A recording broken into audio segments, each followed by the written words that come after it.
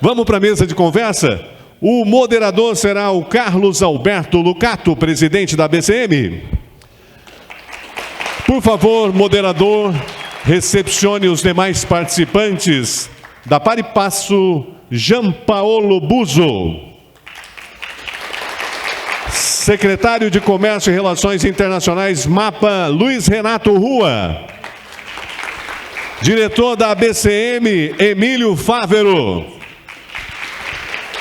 Vice-presidente de Relações Institucionais Administrativo da Abras, Márcio Milan. Mesa composta, passo a palavra ao moderador. Por favor, presidente.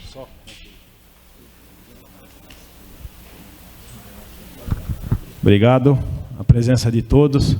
Obrigado do Luiz, do Márcio Milan, do Emílio, do Jean. Muito obrigado pela presença, para engrandecer o nosso evento, com informação, conteúdo.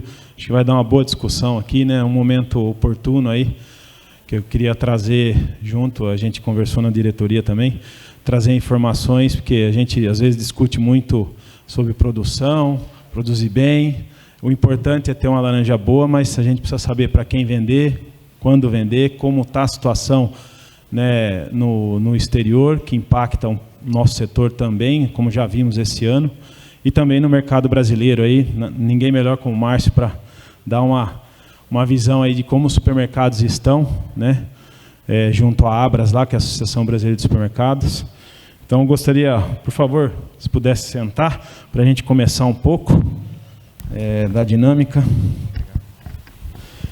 Essa ideia era trazer mesmo todo esse pessoal de peso, para cada um dar a sua visão e gerar uma discussão interessante para os produtores aí associados, por conseguinte as empresas também, né, que são associadas, que dependem desse mercado, para saber o que farão aí no curto, médio e longo prazo, né?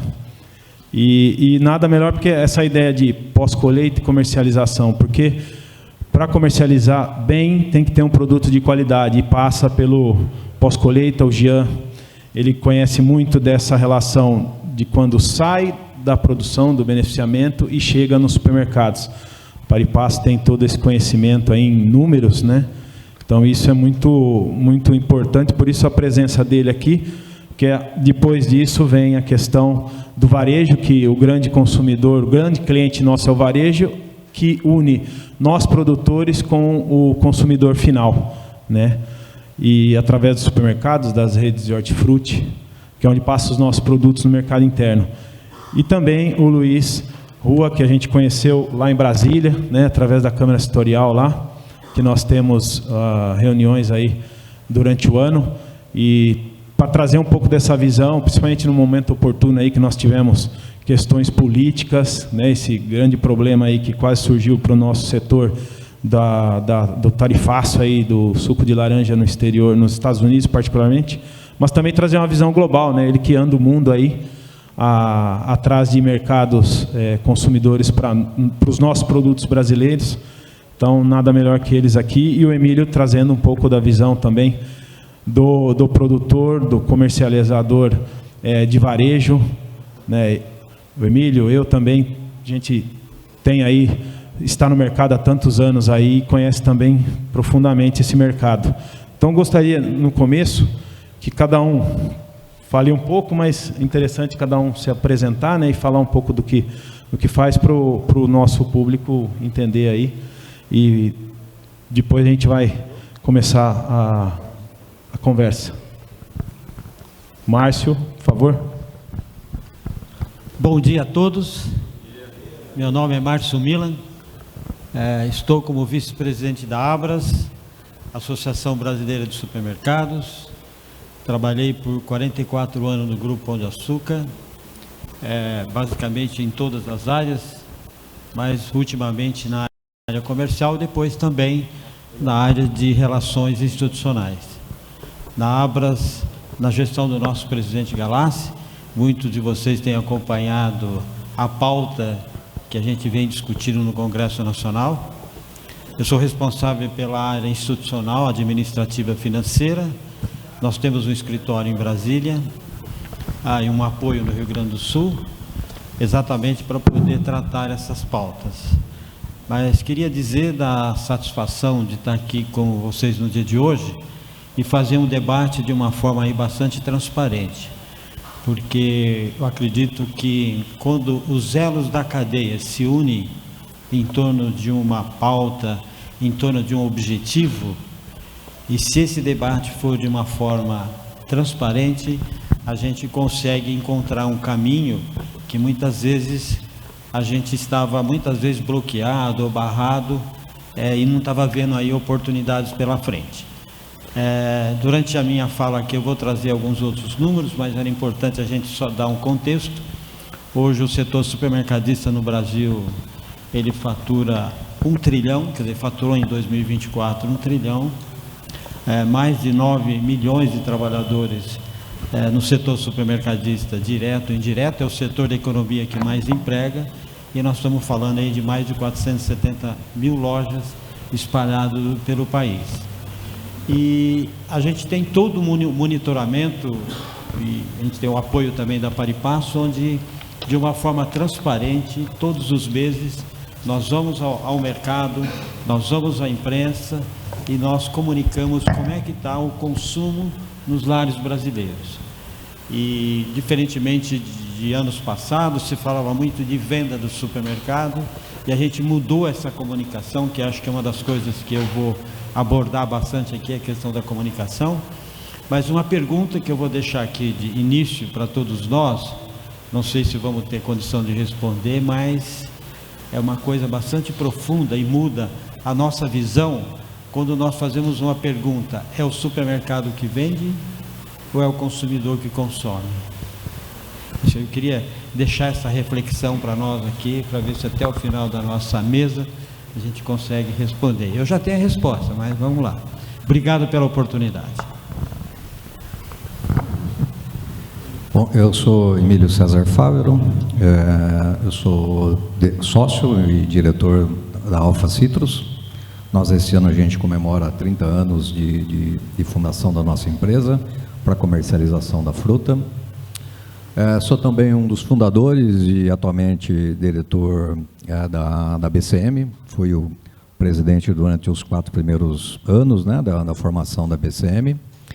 E estou muito feliz de estar participando aqui com pessoas que a gente conhece desse painel e vendo a grandiosidade e a importância que a BCM se tornou ao longo desses anos e o quanto hoje ela é representativa para o setor no que diz respeito ao conhecimento, à informação, padronização, e realmente a gente está conseguindo fazer dela agora uma associação brasileira, como a gente tem no nome, né? Então, parabéns a todos, é um prazer e espero que a gente tenha aqui uma boa rodada de conversa.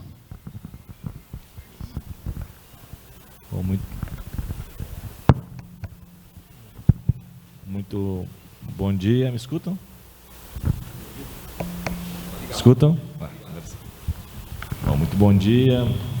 Queria primeiro começar saudando aqui a BCM, Associação Brasileira de Sítios de Mesa, por essa iniciativa, por fazer essa congregação da cadeia produtiva. Queria, na figura do presidente, do Carlos, saudar a todos, especialmente a minha amiga de tantos anos, Lígia, que me conhece desde criança, e que tem feito um trabalho aí muito bonito também para que essa cadeia produtiva tão importante para o nosso país possa avançar ainda mais. Saudar também o Weber, que é produtor lá na minha Mogi Guaçu, né, que faz parte desse cinturão citrícola. Então, para mim, estar aqui em Cordeirópolis hoje, como secretário de Comércio e Relações Internacionais, ou seja, aquele que dentro da estrutura do Ministério da Agricultura é responsável pelas negociações internacionais, por discutir os acordos fitossanitários, discutir as regulamentações do ponto de vista dos nossos parceiros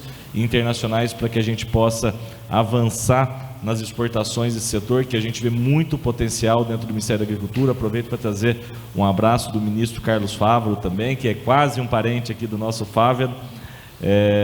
mas para dizer então que dessa importância e dizer, né, eu vou apresentar depois alguns números, algumas informações, algumas negociações que nós estamos fazendo, mas dizer do carinho que nós temos pelo setor. Participamos lá da Câmara Setorial quando é possível, para que a gente possa discutir os rumos dessa cadeia, que eu tenho certeza que, e vendo aqui a colega da Bahia falando, mostra para a gente também que hoje nós temos, né, uma citricultura que não é mais só essa citricultura da minha Mogi Guaçu, aqui desse cinturão que vai até Bebedouro, Araraquara, mas é uma citricultura que ela está se expandindo pelo Brasil, Bahia, Triângulo Mineiro, a própria região ali do Mato Grosso do Sul, enfim, várias outras regiões que estão tornando essa atividade nacional por essência, né?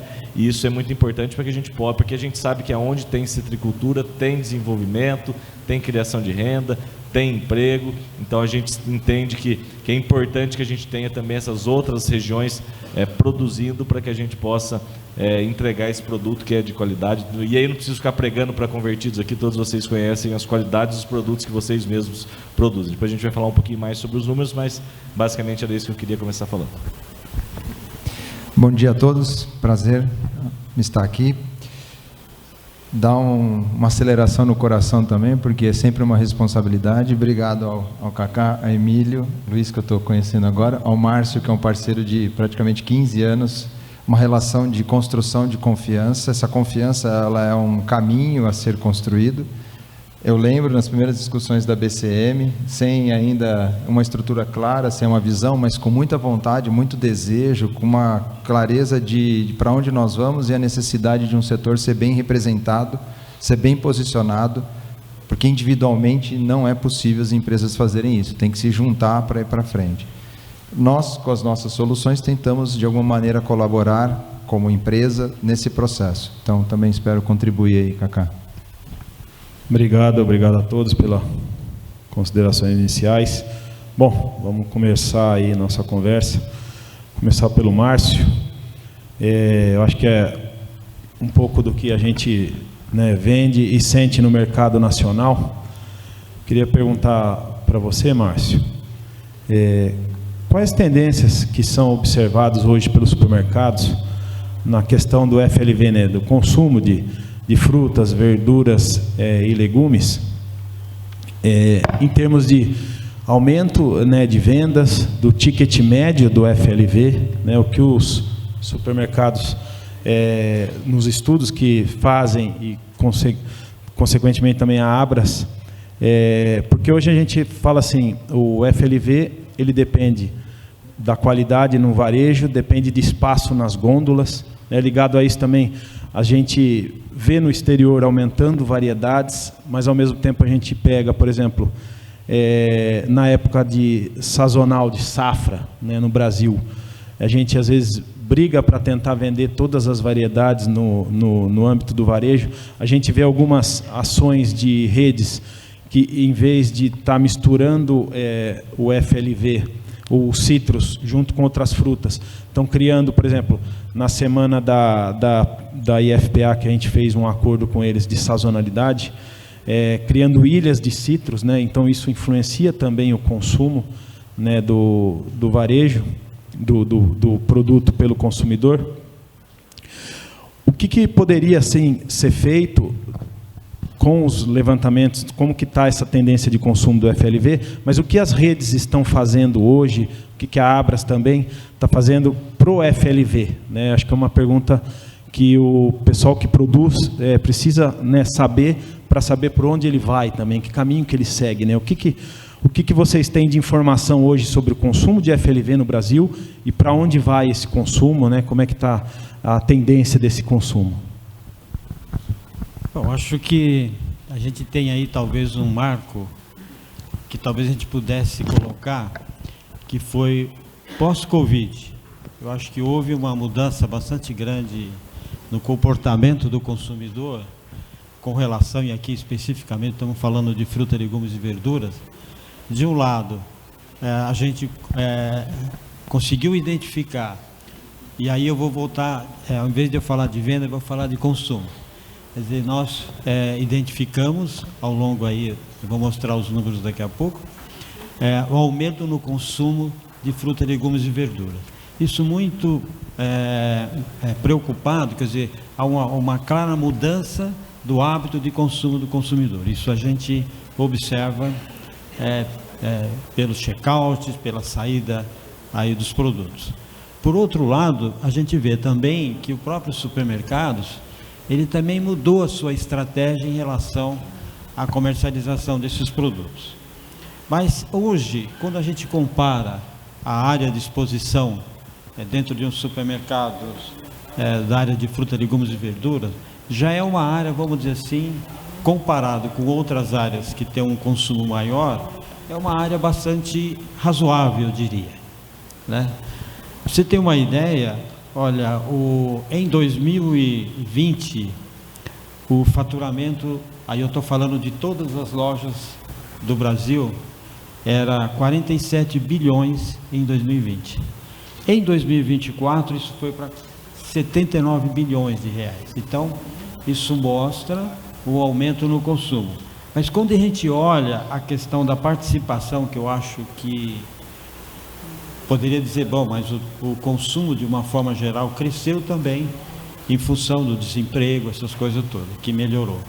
Mas a participação do FLV no total do faturamento dos supermercados a nível Brasil era 8,5% em 2020.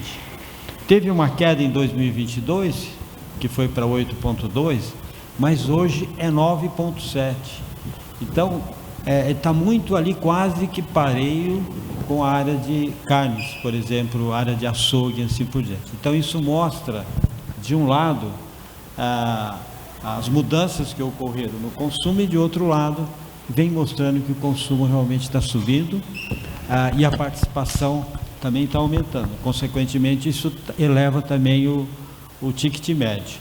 Mas tem uma questão que eu acho que ela é bastante estrutural e o que eu vou colocar aqui, eu também precisava ver o tempo que eu tenho para não atrapalhar, mas eu acho que a gente tem dois pontos principais na cadeia de FLV como um todo, não especificamente aqui na área de sítio, chama-se comunicação e educação. Nós precisamos olhar esse aspecto na questão dos elos da cadeia como um todo, não só esperar o produto chegar na ponto de venda, porque antes do produto chegar no ponto de venda, ele tem todo o seu processo produtivo, mas antes de chegar na mesa do consumidor, ele passa pelo supermercado. E eu vi o Lucato falando um pouco dessa questão aí da sazonalidade, essas coisas todas. Nós ainda como varejo não temos essa cultura. A gente precisa desenvolver essa cultura dos momentos de safra, de sazonalidade, levar isso de uma forma mais estruturada para o setor supermercadista e também para o consumidor. Porque muitas vezes o consumidor, ele vai na loja, ele só vê a exposição, mas ele não está ligado que aquele momento é um momento onde há uma disponibilidade maior, tem um preço mais competitivo, uma qualidade melhor. E essa eu vejo que a nossa conversa aqui hoje, acho que ela tem muito a ver, de um lado, com a educação, e aí eu digo a educação, a formação das pessoas que trabalham com FLV no supermercado, e do outro lado, como que essa comunicação pode chegar para o consumidor, né? E eu vou usar também durante a minha conversa aqui o exemplo da carne suína. Eu sei que já falamos várias vezes sobre isso. Nós estamos com uma situação agora, de um lado, questão, por exemplo, dos pescados, que houve uma taxação lá fora, que vai passar por um momento de dificuldade, e é exatamente nesses momentos que a gente encontra uma solução. Então eu vejo que hoje, indo rapidamente aí para responder aí a pergunta, existe todo um trabalho para aumentar ainda mais o consumo de frutas, legumes e verduras, exatamente porque o consumidor está mais sensível, procurando saudabilidade e longevidade.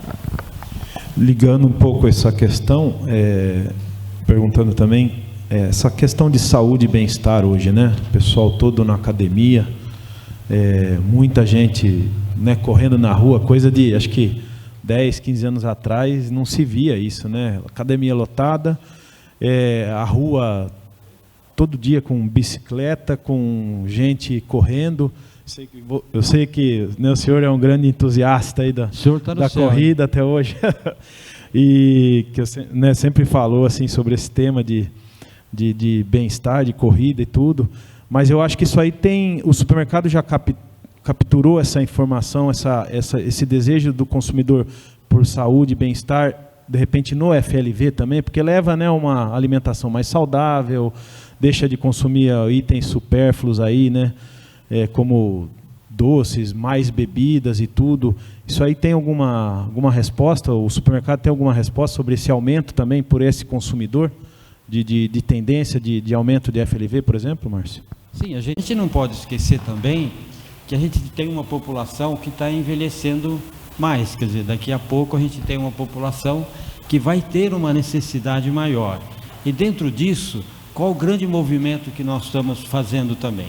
Que é uma grande discussão aí que está na mídia, que nós vamos vender medicamentos dentro do supermercado. Nós queremos também ter uma unidade de saúde, né? Conversamos com o ministro da Saúde dizendo o seguinte: nós vamos comercializar os medicamentos para atender o consumidor na sua essência como um todo. Então isso mostra esse caminho que está sendo trilhado pelo supermercado, cada vez mais ter produtos saudáveis e que possa atender aí a questão, de um lado, de saúde, do outro lado, de bem-estar. Ligando um pouco, Emílio, aproveitando a fala do Márcio sobre a sazonalidade, nós já participamos há alguns anos aí, como empresa, né? Mas também através da BCM junto à IFPA, e a gente vê, né, o que o Márcio comentou, às vezes esse não compartilhamento dessa promoção no varejo do FLV, não por todas as redes, né? De repente é uma coisa que poderia avançar, né? A ajuda da Abras com as associações, né? Cada um defendendo o seu produto na sua época, né? Mostrando para o consumidor como educação e tudo. Eu acho que poderia avançar esse tema, né, Emílio? Que a gente vê dificuldades ainda, né? De algumas redes, não abre tanto e perde o timing, por exemplo, no Citrus, né?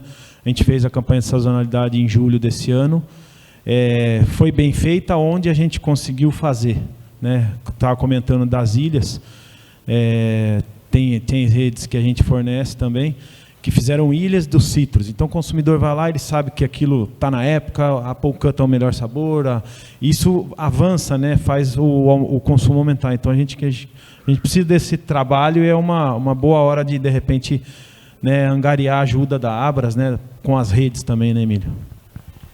Carlos, não tenho dúvida. Eu acho que o Milan ele traz um ponto que eu acho que é fundamental, que é informação. Informação e educação. Eu acho que tem dois caminhos, duas coisas importantes que precisam ser realizadas com o varejo. Um deles é esse trabalho de informação, de comunicação, de informação deles com relação àquilo que se tem em termos de safra, em termos de plano de safra, planos de negócio, que hoje não se realiza isso de uma forma geral com o varejo. Você não faz um plano de negócio de uma safra, como a gente vê isso acontecer no exterior, que eles fazem isso daí dessa forma. E você também tem muito pouca informação ali dentro do varejo, né? No PDV, no chão ali, na hora que ocorre, eu acho que uma das coisas que a gente está comentando, o que o varejo comunica com relação? Comunica preço.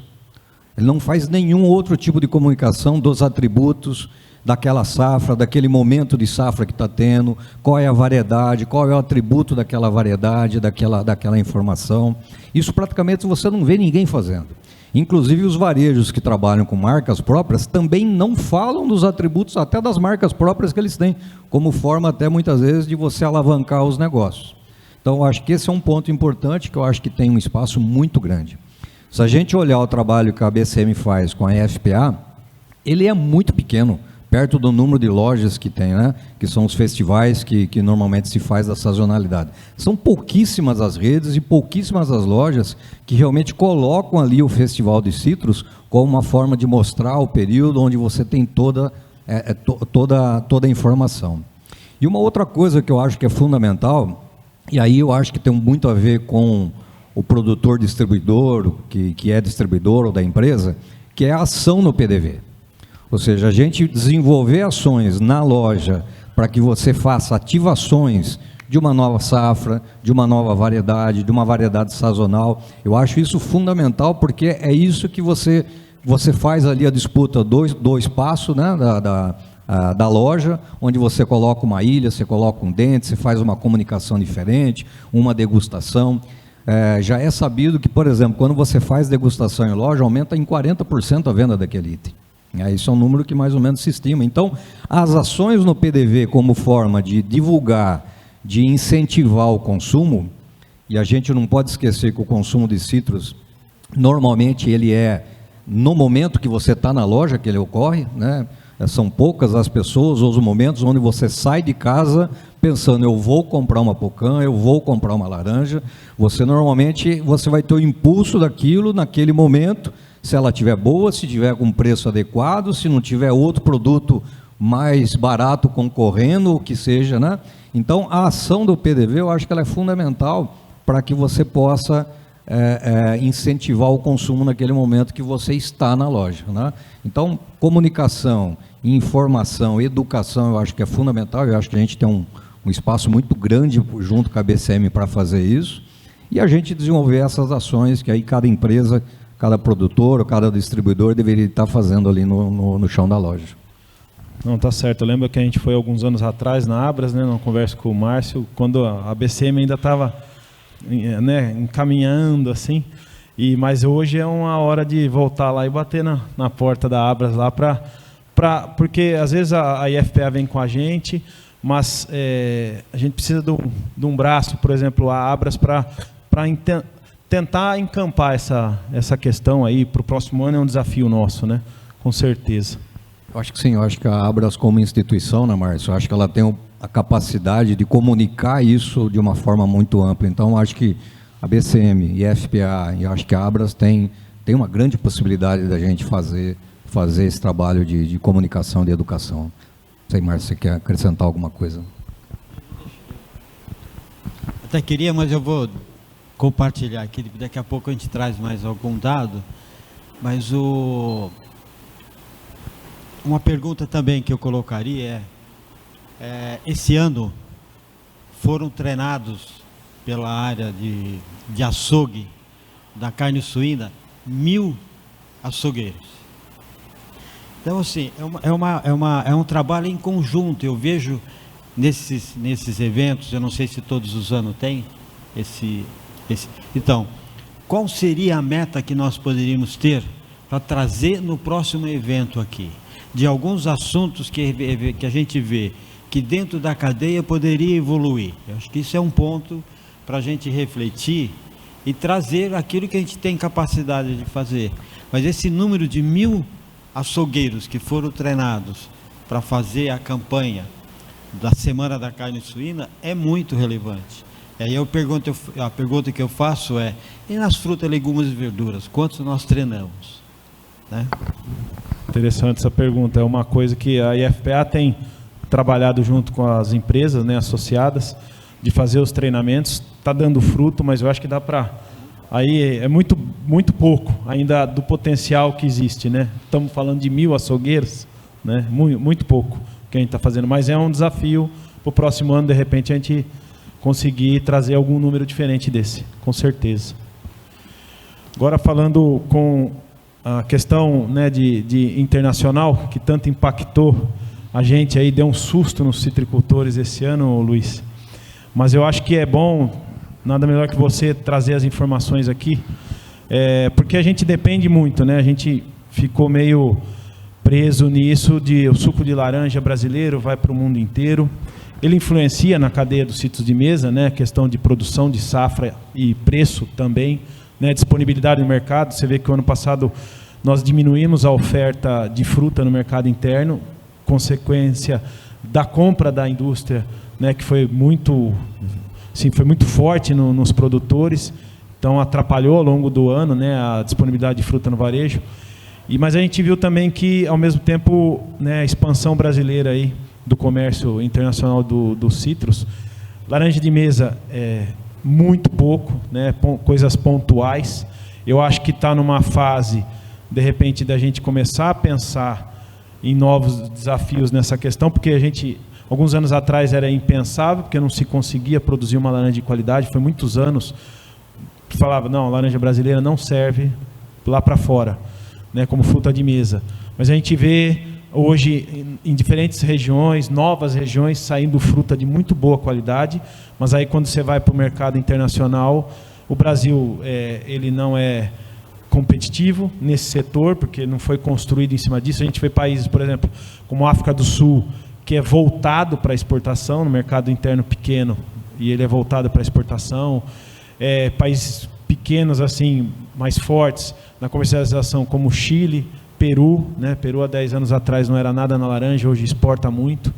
Então a gente tem exemplos, né, de que foram feitos, que é onde que eu quero chegar, assim, a gente acostumou muito com a indústria, ficou muito preso na indústria, aí toma um susto desse esse ano, se não mandar para os Estados Unidos é 40%, né, da venda o ano passado de suco, né, porque é um mercado excelente para se vender, está perto, né, muito diferente de né, a região asiática e tudo. Então a minha pergunta é assim, qual que é a posição hoje do Brasil, né, com relação aos citros, né, no mundo todo, em termos de suco, de fruta in natura? O limão, a lima Tahiti, é muito forte, né? O Brasil é o maior exportador hoje, fora Estados Unidos, né? Que aí é o México, que é o grande exportador.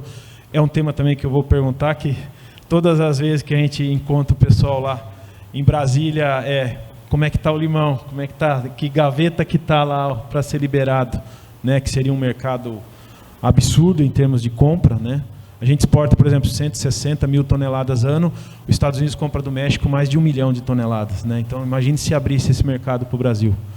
Então, a minha pergunta é, qual que é a posição do Brasil hoje em relação aos cítricos, né? E o Ministério da Agricultura, a Secretaria de Comércio Exterior, está fazendo, né, hoje, né, em termos de aumentar essa participação nas frutas, nos sucos, né, para fomentar esse mercado de citricultura aí para frente aí, né? Bom, daria para eu escrever um livro aí com esse tanto de pergunta, mas vamos lá, eu vou tentar ajustar aqui para não falar muito.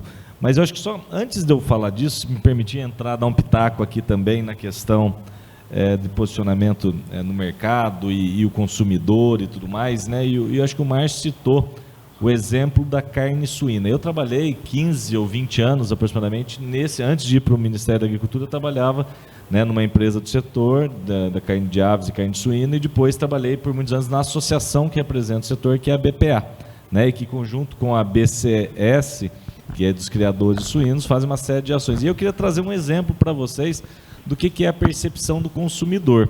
Porque se nós pensarmos há 20 anos atrás, ou há 10 anos atrás, para ser mais próximo, a gente ia no açougue ou no supermercado e a gente via lá, quando a gente olhava a carne de porco, o que era? Era aquele pedação de pernil, né? Um pernil grande que estava lá, a perna do bicho, né? E o que aconteceu nesses últimos anos? Hoje, se eu perguntar aqui para vocês, talvez a maioria das pessoas já compraram uma picanha suína, ou um filé mignon suíno, um alcatra suíno. Agora, eu sou um consumidor voraz de cítricos, e eu razoavelmente entendo que sei o que é uma laranja Bahia, uma pera, uma lima, ou o que quer que seja, das principais eu acho que eu conheço. Mas eu tenho certeza que 99% da população não sabe diferenciar uma laranja pera da Bahia, da lima, ou de uma tangerina murcote, de uma W murcote, ou de uma a Pocan talvez seja mais conhecida. Mas o ponto então nesse sentido eu acho que é importante, aí se falou em experimentação, eu tenho viajado bastante, e eu vou lá para a Ásia, eu fico impressionado nos supermercados, Márcio, e é uma coisa barata e fácil de fazer, que eles colocam umas espécies de umas caixinhas transparentes, onde está, né, colocado na gôndola ali das frutas, e já está picadinho ali, você vai com um palitinho, ele é fechadinho, né, por questão de segurança, de sanidade, essas coisas de qualidade.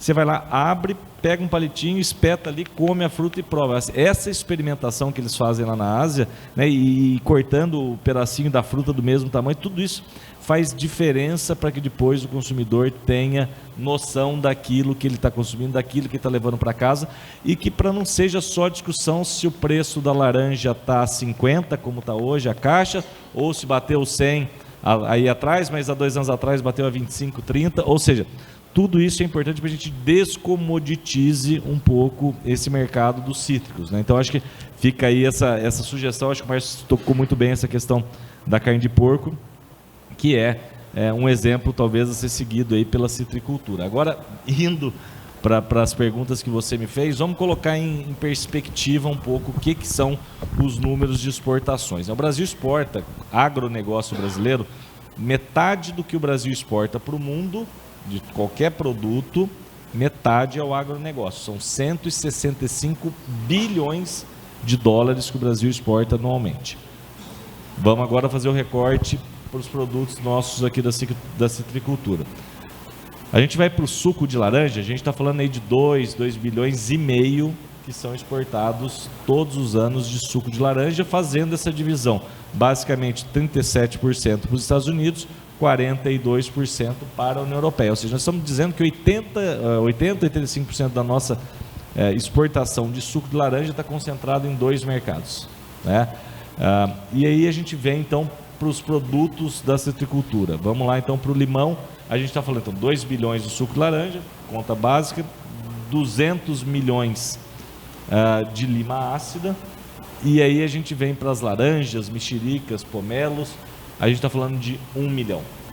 É muito pouco perante o potencial que a gente tem, né? E aí a gente vê, por exemplo, acho que, né, o Carlos já deu alguns exemplos interessantes aqui da África do Sul, do Peru, do Chile, né? E não só na citricultura, mas também em outras frutas, e mostra a importância de você buscar a internacionalização, porque ficar nessa dependência, né, e naturalmente há uma parceria muito forte com a indústria de suco de laranja, né, e sempre será talvez o maior cliente de vocês, mas é algo que a gente não pode ficar na dependência de uma coisa só. Vocês viram o que aconteceu com o tarifaço, eu participei ativamente das negociações, né, e devo dizer que em determinado momento, quando a gente foi discutir a primeira vez com os Estados Unidos, basicamente eu falei, olha, se tem um produto que eu tiver que escolher, Luiz, tiver que escolher, é o suco de laranja, porque eu sei que na carne, nas lagostas, na manga, tem um impacto? Tem, e a gente tem que lutar por todos, e a minha função lá é naturalmente lutar por todos os produtos. Mas o suco de laranja matava, porque a gente sabe que 40% da nossa produção acaba sendo destinado lá para os Estados Unidos. O Brasil produz, só para vocês terem uma ideia, de suco concentrado de laranja, o FCOJ, 1 milhão de toneladas, 1 milhão e qualquer coisinha de toneladas, e a gente exporta 953 mil, ou seja, basicamente toda a nossa produção desse suco concentrado vai para exportação, e uma parte significativa, como eu disse, vai lá para os Estados Unidos. Então, eu acho que trabalhar a questão da exportação é muito importante. Isso passa naturalmente por protocolos fitossanitários que a gente negocia, mas eu acho que passa muito mais, né, e eu venho do setor privado também, assim como vocês são, passa muito mais por uma vontade do setor de entender que a exportação não pode ser alguma coisa que a gente vai e faz uma exportação quando o preço está bom lá fora e depois sai fora. Exportação é constância, é regularidade.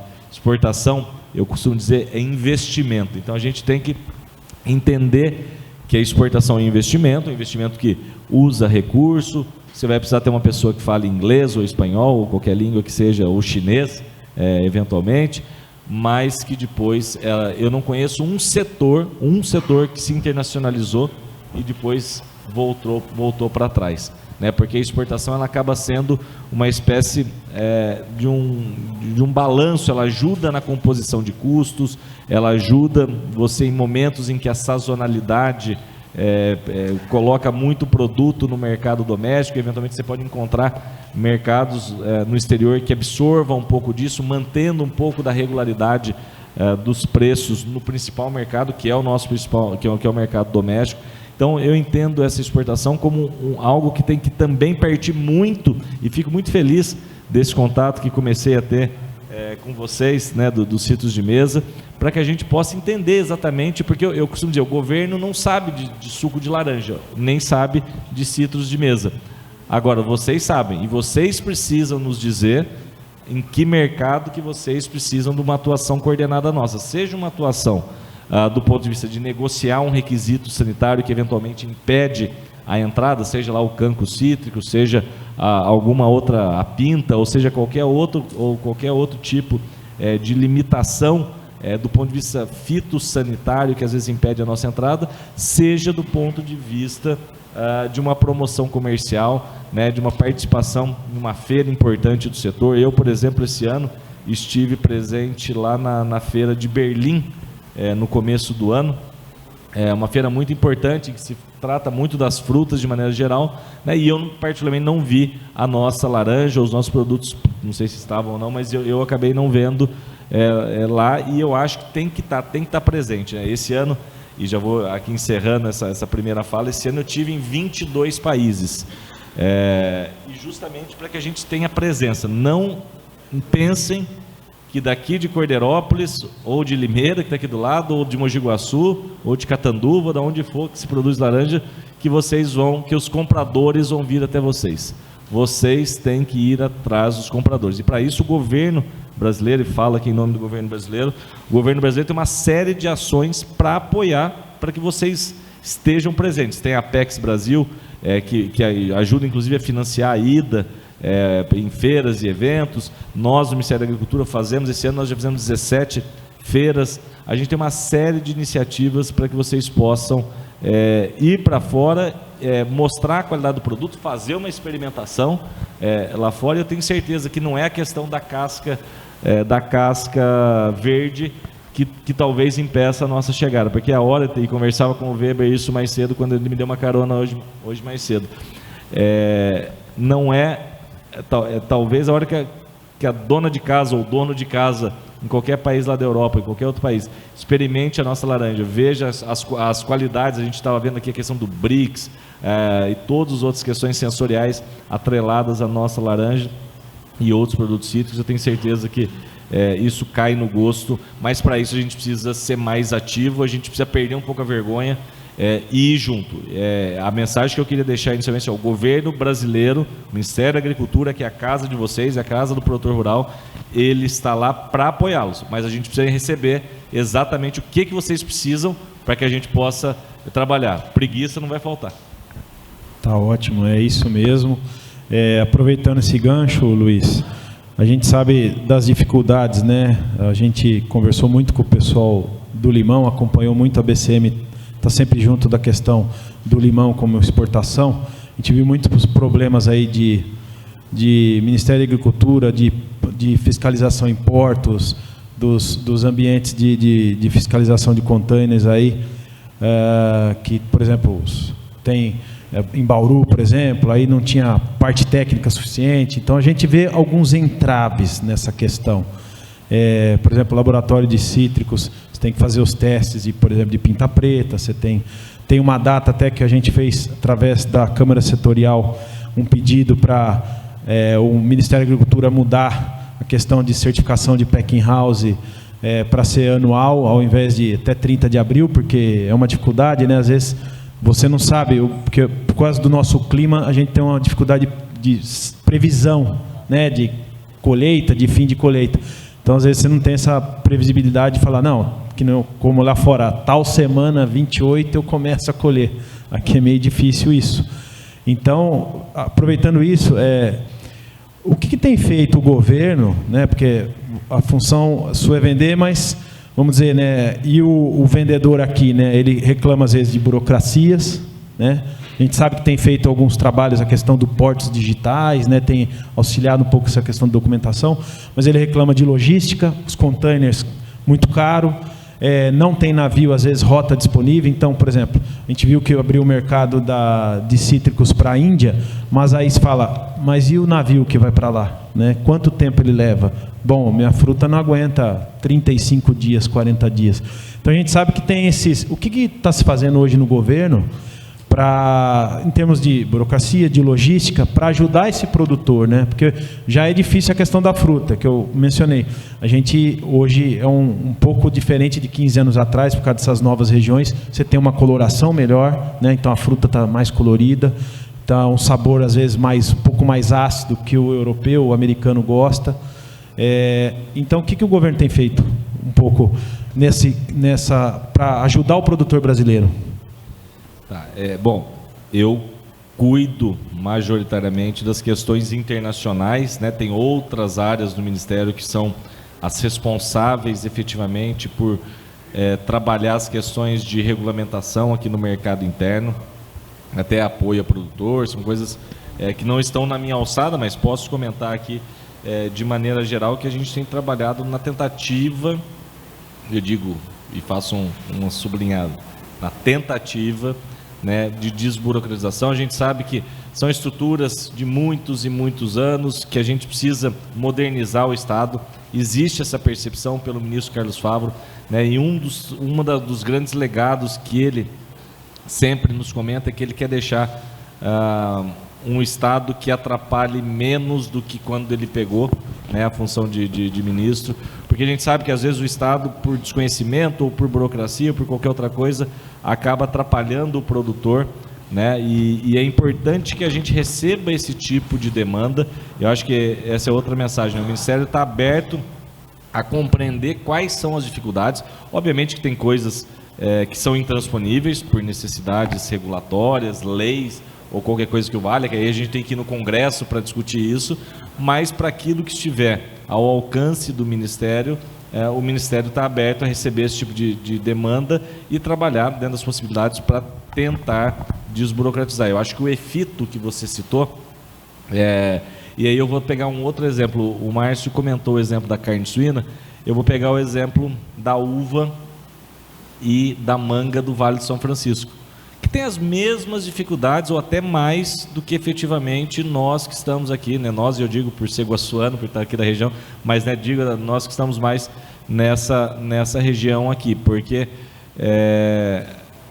dificuldade logística de estradas, não vou nem dizer a questão agora, eles têm irrigação e tudo mais, mas há uma série de outras dificuldades que eles têm lá que nós, eventualmente, estando em São Paulo, né, e vejo aqui os colegas da Bahia, de Minas Gerais, talvez São Paulo tenha até essa vantagem do ponto de vista logístico.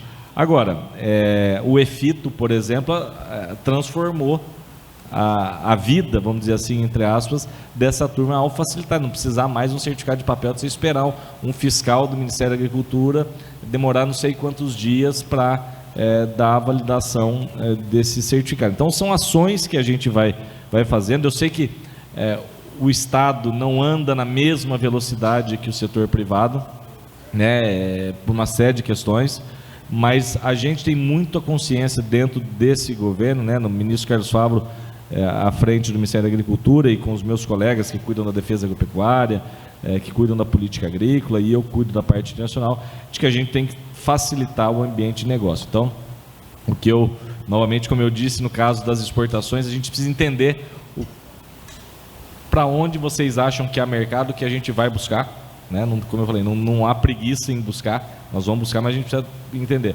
Aqui também, e eu sei que tem sido feito um trabalho pela Câmara Setorial, vocês têm cada vez mais se aproximado como associação do governo para que essas demandas sejam colocadas e a gente buscar, dentro daquilo que é possível, flexibilizar, né, entender as questões de sazonalidade, de dinâmica do mercado. Tudo isso para nós é importante, porque no final quem ganha são vocês, produtores, mas quem ganha no final das contas é a sociedade, que vai ter mais emprego, mais renda, né, mais tranquilidade, sem grandes oscilações, e é isso que a gente quer fazer e vai fazer de acordo com as possibilidades.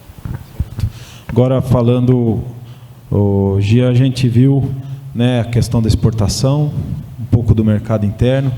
Agora, você que entende dessa cadeia que entrega, né, esse produto para venda, que o produtor ele precisa saber, assim, em termos de as premissas básicas, né, para vender para os supermercados, para exportação?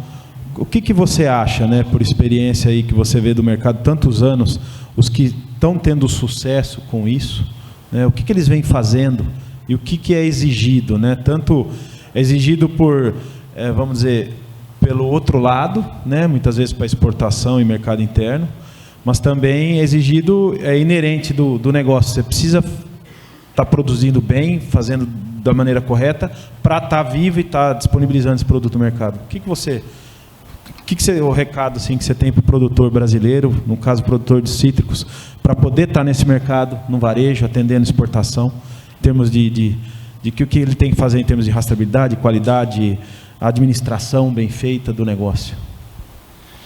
Pessoal, eu queria primeiro, muita coisa falada, e eu fico ouvindo tudo isso. A minha preocupação é sempre o que a gente sai daqui e aplica. E tem um aspecto, antes de ir para essa questão, que é o seguinte: existe consenso do padrão da fruta que a gente comunica para o mercado entre vocês que são produtores? Vocês têm esse consenso de que é uma fruta de qualidade? Acabou de mostrar agora um estudo que está sendo feito. A associação existe há quanto tempo? Desde 2013, né? Nós fizemos 12 então, anos. Nós estamos aí 13, 7, mais sei lá, uns 10, 12 anos aí de associação, é isso? Depois de 12 anos, nós estamos com uma cartilha na mão, tentando, não está finalizado, tentando combinar o jogo para a gente comunicar. Imagina o lado de lá se entende alguma coisa do que está sendo combinado. Eu estive em Petrolina há 2 semanas atrás, passei a semana lá.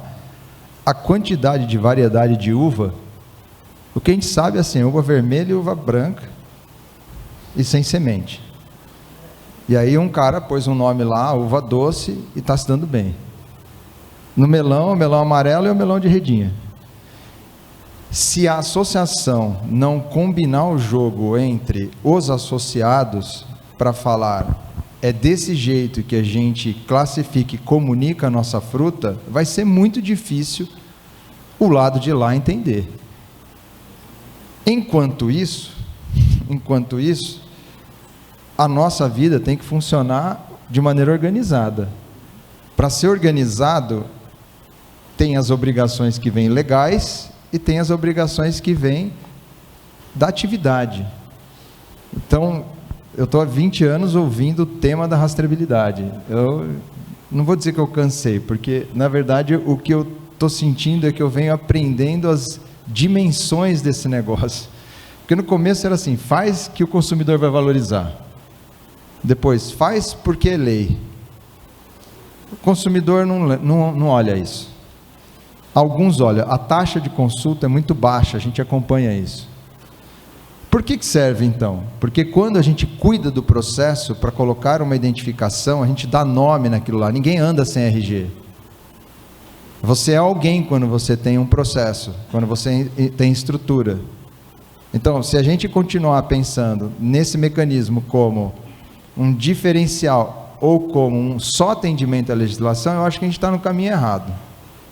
E o nível que vocês estão é muito alto, o nível de investimento que vocês têm, eu não tenho o número dos citros, mas a semana passada lá em Petrolina, R$200 mil para botar 1 hectare de uva em pé. Cara, é muito dinheiro. É muita coisa para não ter controle. Ninguém tem esse dinheiro sobrando. Então, respondendo a sua pergunta efetivamente, ter os controles, e aí nós estamos falando das questões administrativas básicas, né, onde a consequência disso vem com o termo rastreabilidade, a consequência disso vem com um termo aí que é tão difícil de mensurar, que é gestão, mas é eu saber no final do mês se eu tive lucro ou prejuízo. Como é que eu faço isso se eu não anoto as coisas? Né? Pode ser da maneira mais simples possível. Eu não tenho estrutura. E outra, talvez, lenda que fica é assim, o grandão consegue, o pequenininho não. O grandão é mais difícil. Tem mais gente, tem mais produto, tem mais área, tem mais variáveis, é mais complicado. Não está fácil lidar com pessoas, não tem muitas pessoas e as que tem estão complicadas. Não é fácil administrar. Então, às vezes, o pequeno tem mais facilidade, inclusive, e não significa também incrementar custo. Eu acho que a gente tem que nivelar essas expectativas, sair daqui e estar com essa reflexão na cabeça. Outra pergunta, outro ponto ainda nessa linha que fala assim, fez o tempo, vou citar várias vezes esse exemplo de Petrolina, porque assim, eu volto desse lugar, eu volto de verdade adrenalizado, assim, é um negócio, você fala, não é possível. A gente passou lá uma semana visitando Campo Otepec, nem chegamos do Pequim para frente, e tanta coisa aconteceu até ali, que você fala assim, é um universo de coisa, ninguém sabe o que acontece. Metade da nossa população, aliás, 70% da nossa população vive no litoral, 30% vive no campo. A turma do litoral, a turma dos grandes centros, não tem ideia do que acontece por lá de lá. Não tem a menor ideia. Ele recebe um produto no pacote, ele recebe esses produtos lá. Se a gente não contar, a gente não tiver combinado e não contar, vai continuar assim. Ontem, eu acho que tudo isso vai ilustrando e vai dando as mensagens para a gente de novo não se iludir em determinadas expectativas que não vão se realizar. Ontem eu estava num supermercado, encontrei lá um cara da área comercial, eu falei, e aí? Ele falou assim, ele é de Recife, ele é bem engraçado, assim, ele, mais velho, tá aqui, tá discutindo, meu chefe veio aqui, veio falar do preço. Ele assim, porra, aí ele pega o preço, eu estou no supermercado, ele está me comparando com o atacado, a mesma rede, né? Ele falou assim, eu falei, caramba, e como que a gente faz? Ele falou assim, mas velho, não vai mudar. Varejo é assim, desde que eu estou há 30 anos, Jean. Assim, é assim. Varejo compra e vende. Não é aqui e fora do Brasil. Quem cuida do ponto de venda na indústria? É o varejo? Quem cuida do produto industrializado no supermercado? É a indústria. Não é o supermercado que faz a promoção da Unilever, da Nestlé, da JBS, do Marfrig, da BRF. A gente está esperando que ele vai falar da laranja? Não vai. Eu acho que a gente tem que botar a mão na consciência e falar, esse trabalho é nosso, a gente cuida do nosso produto, e esse produto, que aí eu acho que é a grande beleza, ele é muito melhor do que os outros. É isso que eu dá adrenalina, porque você fala, não é possível, isso aqui é maravilhoso, olha o tanto de gente que emprega, olha o tanto de coisa que tem envolvida, o tanto de tecnologia, de pensamento, de genética, no Brasil inteiro. Isso aqui é um negócio espetacular, gente, não é possível, não tem ninguém que fale, não estão vendendo fumo, né? Não estão vendendo cigarro, a gente está vendo um negócio que é muito poderoso, e a gente não se apropria disso. Então, dá essa adrenalina, mas ao mesmo tempo dá sim uma certa frustração, porque a gente precisa eleger os pontos de briga para ir para essa briga no sentido positivo, de defender, né? Outros ponto que eu queria também, dentro dessa linha de raciocínio, que a gente pensasse, fala assim, olha, sai do packing e vai para o supermercado. Vai para o supermercado onde? Porque essa cadeia de abastecimento, ela é complexa. Primeiro, nós temos uma questão estratégica do varejo, na ponta da distribuição, isso é puxado pela condição da população. Por que o atacado cresce? Porque existe restrição de dinheiro no bolso da população, senão não crescia, ou crescia menos. E não é um movimento do Brasil, porque em 2017, também lá na Frutilogística, eles estavam apresentando os discounts lá na Europa, que já estavam crescendo lá. Então a gente tem um atraso de 2, 3, 4 anos para chegar aqui a mesma onda, né? Então existe atacado e existe o supermercado. Eles vão existir, vão continuar. A gente precisa se preparar nas variedades, na embalagem, na caixa, para essa estratégia. A classificação volta a ser fundamental. Por que eu vou insistir em vender um produto de alto padrão no atacado? A estratégia dele está definida, é preço. É baixo serviço com preço. Então a gente precisa ter essa consciência. Eu quero parafusar um negócio com um garfo, não vai dar, né? Então, onde chega esse produto é importante, porque chega num CD, depois desse CD vai para uma loja de atacado ou de varejo, mas ele não vai direto para a gôndola, ele vai para um fundo de loja. Eu estou pensando no ciclo da cadeia inteira. Ele é descarregado lá atrás de uma loja, ele tem que vir para a gôndola. Então, ele não sai do caminhão de vocês, que foi para o CD, e sai do CD direto para a banca. Ele fica lá no estoque.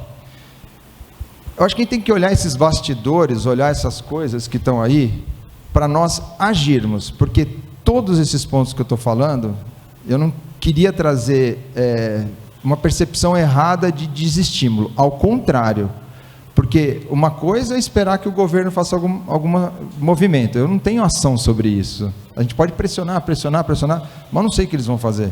A outra coisa é a gente se organizar, definir o padrão, definir o critério, fazer um movimento de comunicação para a área comercial dos supermercados. É o seguinte, pessoal, tem 4 variedades aqui, então nós produzimos essas variedades não podem ficar no estoque mais de que 1 dia, 2 dias, 3 dias, tem que ir para a banca, vai quebrar menos, não vende barato, porque isso aqui é alto nível, avisa, informa, a indústria faz isso, vamos olhar onde funciona. Então, essa é a minha sugestão, né, e contribuição com a vivência que nós estamos tendo, olhando a cadeia inteira, lá da produção, até chegar na mão do consumidor, no varejo. Pegando esse gancho da classificação, sempre foi pensado isso, mas sempre houve fases de discussões sobre isso, que uma hora, o ano está muito ruim, se eu classificar muito bem, como é que eu vou vender? E aí foi evoluindo esse assunto. Hoje eu acho que todo mundo que está dentro da associação tem uma visão diferente disso, né? Na diretoria aí a gente tem proposto esse projeto, né? Na última vez aí que eu tive a eleição aí, eu encampei um pouco isso também, falei, acho que está na hora, a gente tem uma maturidade como associação de requisitar isso, para não é excluir um ou outro, é diferenciar para poder vender para todos, né? Porque o jeito que a gente trabalha hoje, trabalha muito mal, que é o que você tem falado. O varejo modificou, né? Então, às vezes ele quer se especializar num produto só, mas fica difícil, né? Você vê com esse aumento do atacarejo, a fatia dos supermercados, que às vezes compra um produto melhor, ao mesmo tempo que expandiu num público, mas abriu todo um público que não compra isso, compra preço, por exemplo. E você tem que vender em todos, né? Para ter escala e para, que nem a carne, o Luiz comentou muito bem, comprava só aquele pernilzão, parecia um bife. Hoje, esses dias, lendo a revista da Abras, por exemplo, você vê anúncios, né? Tudo segmentado, aquele prime rib do porco, tudo segmentadinho. Hoje eles estão fazendo como a carne de boi, né? Tem todas as peças já definidas, o carneiro também, mesma coisa. Então, dentro da laranja, a gente tem que vender também, não adianta só querer vender a picanha, tem que vender todos. Mas você tem que ter um parâmetro. A miúda eu vou vender para essa rede que paga mais barato, mas é uma miúda que tem uma mancha ou outra, tá? Mas não é assim, às vezes você vai em loja de padrão elevado e tem uma fruta horrível. Isso é um absurdo, isso no exterior é muito difícil acontecer. Pode acontecer? Pode, mas é muito difícil, é segmentado, tem classificação, né? Nos Estados Unidos, na Europa, você tem as classificações que funcionam, né? Então é isso onde a gente quer chegar, com esse produto para vender para a rede que compra esse produto, mas dentro de uma classificação homogênea, né? Nível de Brasil todo, né? E não o Nordeste é uma coisa, Sul é outra, Sudeste é outra, Norte é outra, não pode existir isso, né? Tem que ser geral para todo mundo. Teve um ano ruim, às vezes você consegue vender, mas você segmenta isso. Teve um ano excepcional, você eleva o seu ticket, né? Agrega valor no produto e assim vai, vamos dizer, com justiça, né? Para o produtor receber um valor baseado no esforço dele.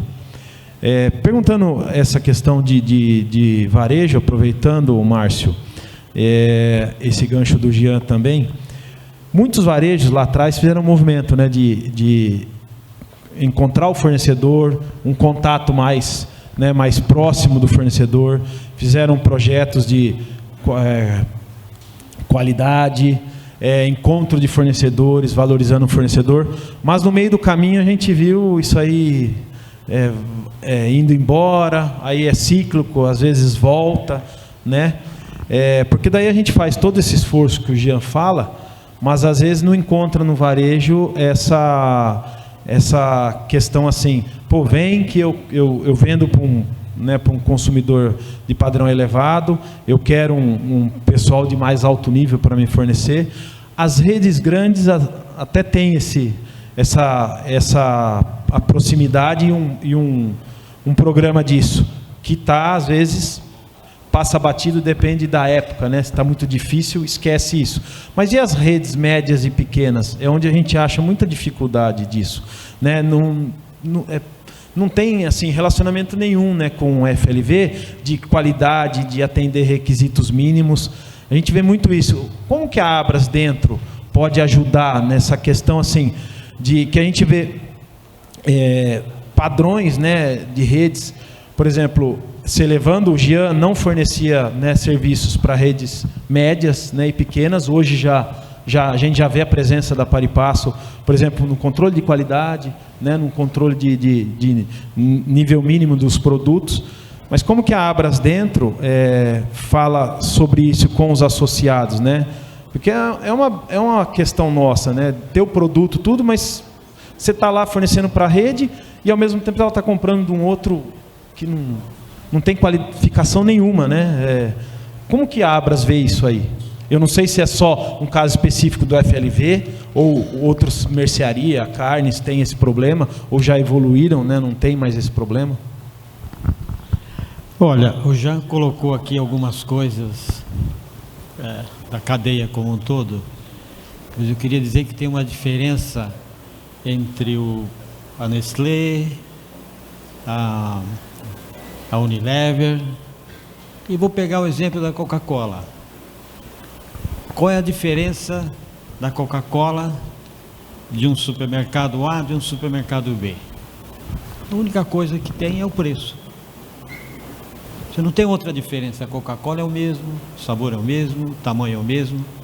E quando a gente olha a categoria que nós estamos falando agora, ela é diferente, a forma de você comercializar e a forma de você oferecer ao consumidor. Mas eu vi também falar aqui da associação. Qual é o papel da associação em relação aos seus associados? Porque muitas vezes, acredito aqui que tenha vários associados da BCM, ela traz demandas. Mas eu queria voltar, o secretário aqui colocou que ele trabalhou também lá na associação lá das proteínas da BPA. Eu quero dizer que pelo Pão de Açúcar, eu que capitaneei a questão da carne suína. Então eu sei como é que foi a construção de cada passo. E uma coisa que me sensibilizou da carne suína, que começou com uma briga no Senado Federal, onde os produtores foram falar com a Maria Amélia, senadora, sobre a margem de comercialização dos supermercados. E eu fui lá representar os supermercados. Na época eu estava no Pão de Açúcar, mas era vice-presidente. E quando eu cheguei no plenário do Senado, eu vi uma cena que me sensibilizou muito, que é a união. Eu estava na frente, como nós estamos aqui hoje, e olhando aqui para cá, tinha aproximadamente 500 a 600 produtores de suíno vestidos de amarelo. Sim, aquela união, quer dizer, aquele momento mostrou uma união em torno de uma causa. A partir dali se deflagrou nós estamos falando de 2 décadas atrás, o consumo da carne suína era em torno de 10 quilos per capita, hoje é 20. 2 décadas depois, o consumo da carne suína dobrou, em 2 décadas. A gente antes falava de carne de porco, ora o paradigma, hoje nós falamos de carne suína. Antes nós comíamos costelinha, hoje a gente come o filé mignon. Então eu vejo que a associação ela tem um papel fundamental para desenvolver, vamos dizer assim, a categoria e o negócio. Eu vou dar mais um exemplo, mesmo que a gente estoure um pouquinho, mas eu acho que é importante a gente falar um pouquinho da associação. Os associados do supermercado procurou a Abras dizendo o seguinte: olha, hoje nós estamos com um problema grande. Esses vouchers, ticket de alimentação, ticket de refeição, existe as empresas de ticket, que chama-se um ambiente fechado, são 3 empresas que dominam, e nós estamos falando aí de bilhões e bilhões, estão cobrando taxas absurdas para que aceitar o voucher. Então, os grandes supermercados estão pagando aí de 4% a 5%, os pequenos estão pagando 18%. E tudo isso quem paga? Somos nós que nós conseguimos. Enfim, levantamos uma briga grande junto ao governo e a gente está avançando, mas a demanda veio do associado. Então, o que eu vejo?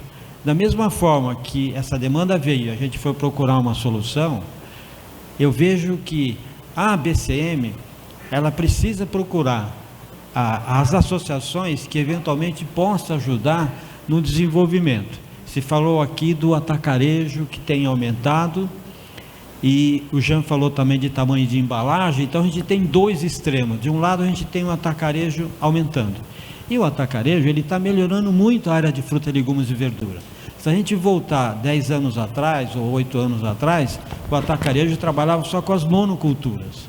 Hoje ele viu a necessidade. Agora, qual o grande problema que o atacarejo está enfrentando? A diferença do preço entre o atacarejo e o supermercado, ela diminuiu muito. Ou seja, toda essa mudança de mix que o atacarejo está fazendo, não só na área de fruta, legumes e verduras, mas em outras categorias, passou a voltar com a padaria, passou a voltar com a área de frios maior e assim por diante. Então, é uma oportunidade de ver como que a gente pode fazer um trabalho no atacarejo. Mas qual é o outro extremo que eu acho que está totalmente solto? É os mini mercados. Os mini mercados, eles têm uma projeção de crescimento muito grande. E aí eu pergunto, as nossas embalagens estão adequadas para aquele consumidor que vai no mini mercado buscar conveniência? O que me chamou a atenção esse ano, eu estive nos Estados Unidos, aliás, eu vou todos os anos, e eu frequento uma loja do Walmart, por coincidência, há 19 anos. Eu vou nessa mesma loja todos os anos, para ver qual é o que está acontecendo em termos de desenvolvimento. Mas o que me chamou a atenção não foi nessa loja, o que me chamou a atenção são nas lojas menores, que começaram, eu até ia trazer hoje aqui, acabei me esquecendo, elas desenvolveram embalagens específicas para atender aquele consumidor que está entrando na loja para pegar aquele produto, levar para casa ou consumir. Eu não vejo esse movimento. Então, se nós temos 2 extremos, como é que a gente pode melhorar esse trabalho? Por outro lado, até para encerrar aqui, Emílio, também queria colocar, dizer o seguinte: o que a associação espera da Abras em um ano? O que espera? Que é uma coisa que a gente pode construir, né? Em conjunto. E a Abras, assim, ela está de portas abertas para poder ajudar o setor produtivo. Hoje nós temos 15 entidades que nós nos reunimos periodicamente para escolher os temas que a gente vai discutir. E para finalizar, eu queria falar da reforma tributária, porque nós sabemos que fruta, legumes e verduras são todas isentas. Que então, mas se é isenta, o que vai acontecer? E a gente precisaria se preparar muito sobre isso. É porque a partir de 2027 até 2030 e tal, os produtos da cesta básica nacional, eu acho que foi um grande êxito, que foi uma batalha da Abras, eles vão ser isentas. Se vai ser isenta, o preço vai abaixar, e aí tem uma oportunidade para o consumidor buscar aumentar seu consumo ainda mais na área de fruta, legumes e verduras. Eu acho que esse é um movimento que esta área poderia iniciar, com comunicação, com informação. Se deu exemplo aqui dos tipos de uva, das qualidades, mas se a associação se unir, né, se tivesse aqui todo mundo de camisa aqui igual do Emílio aqui, né, dizendo o seguinte: o que nós queremos da Abras para o próximo ano. Então, eu acho que a gente tem uma oportunidade para fazer essa aproximação, como aconteceu com a Associação Brasileira dos Suínos, que é a BCS, se eu não me engano, dos criadores, que foi essa união que nasceu de uma, vamos dizer, entre aspas, uma briga, e que 2 décadas depois dobrou o consumo de carne suína, que não é carne de porco. Tá muito bom isso, saber, e eu vou agora perguntar também para o Luiz e para o Márcio, hein? A questão que a gente fala hoje, né? A gente quer vender tudo, mas como que está a situação econômica, né? No caso do Luiz, hoje lá fora, Luiz, a gente sabe que essa questão econômica aí tem influenciado muito os mercados consumidores, questão de inflação depois do Covid, inflação permanente, né, que está tirando um pouco do poder econômico dos consumidores na Europa e nos Estados Unidos também. Como é que estão as negociações hoje, em termos de produtos, dos mercados, que tem essa questão agora que surgiu essa semana, né, do Mercosul? Parece que, de repente, vão votar todos os países do bloco lá para liberar o acordo do Mercosul até o final do ano. Isso aí anima um pouco o setor, né? Como essa questão econômica aí está sendo vista pela Secretaria de Comércio Exterior do MAPA, para tentar vender o produto brasileiro lá fora, se está receptivo ou não o mercado, e essa questão nova agora do Mercosul aí que surgiu aí, né, essa semana. Tá bem.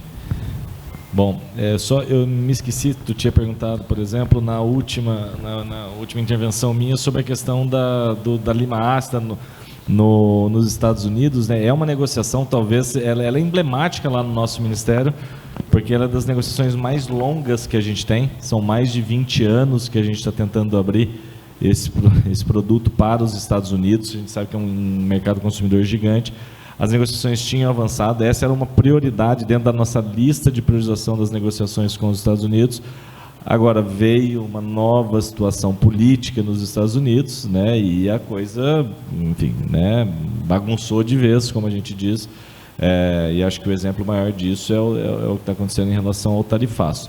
Mas, né, a gente sabe que os governos passam, né, e o que a gente tem que continuar trabalhando é fornecendo todas as informações técnicas para que no momento oportuno e que seja politicamente viável a gente faça essa abertura, que seria uma abertura histórica, não só para o Ministério da Agricultura, mas eu acho que para todo o Brasil, assim como é o caso da carne bovina para o Japão, tantas outras coisas que a gente está trabalhando.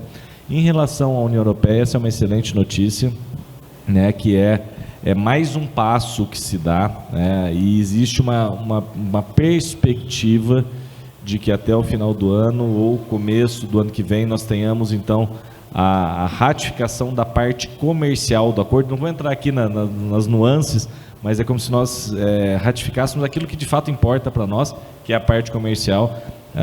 O presidente do Brasil fica na presidência do Mercosul até o final do ano e tem como um dos seus objetivos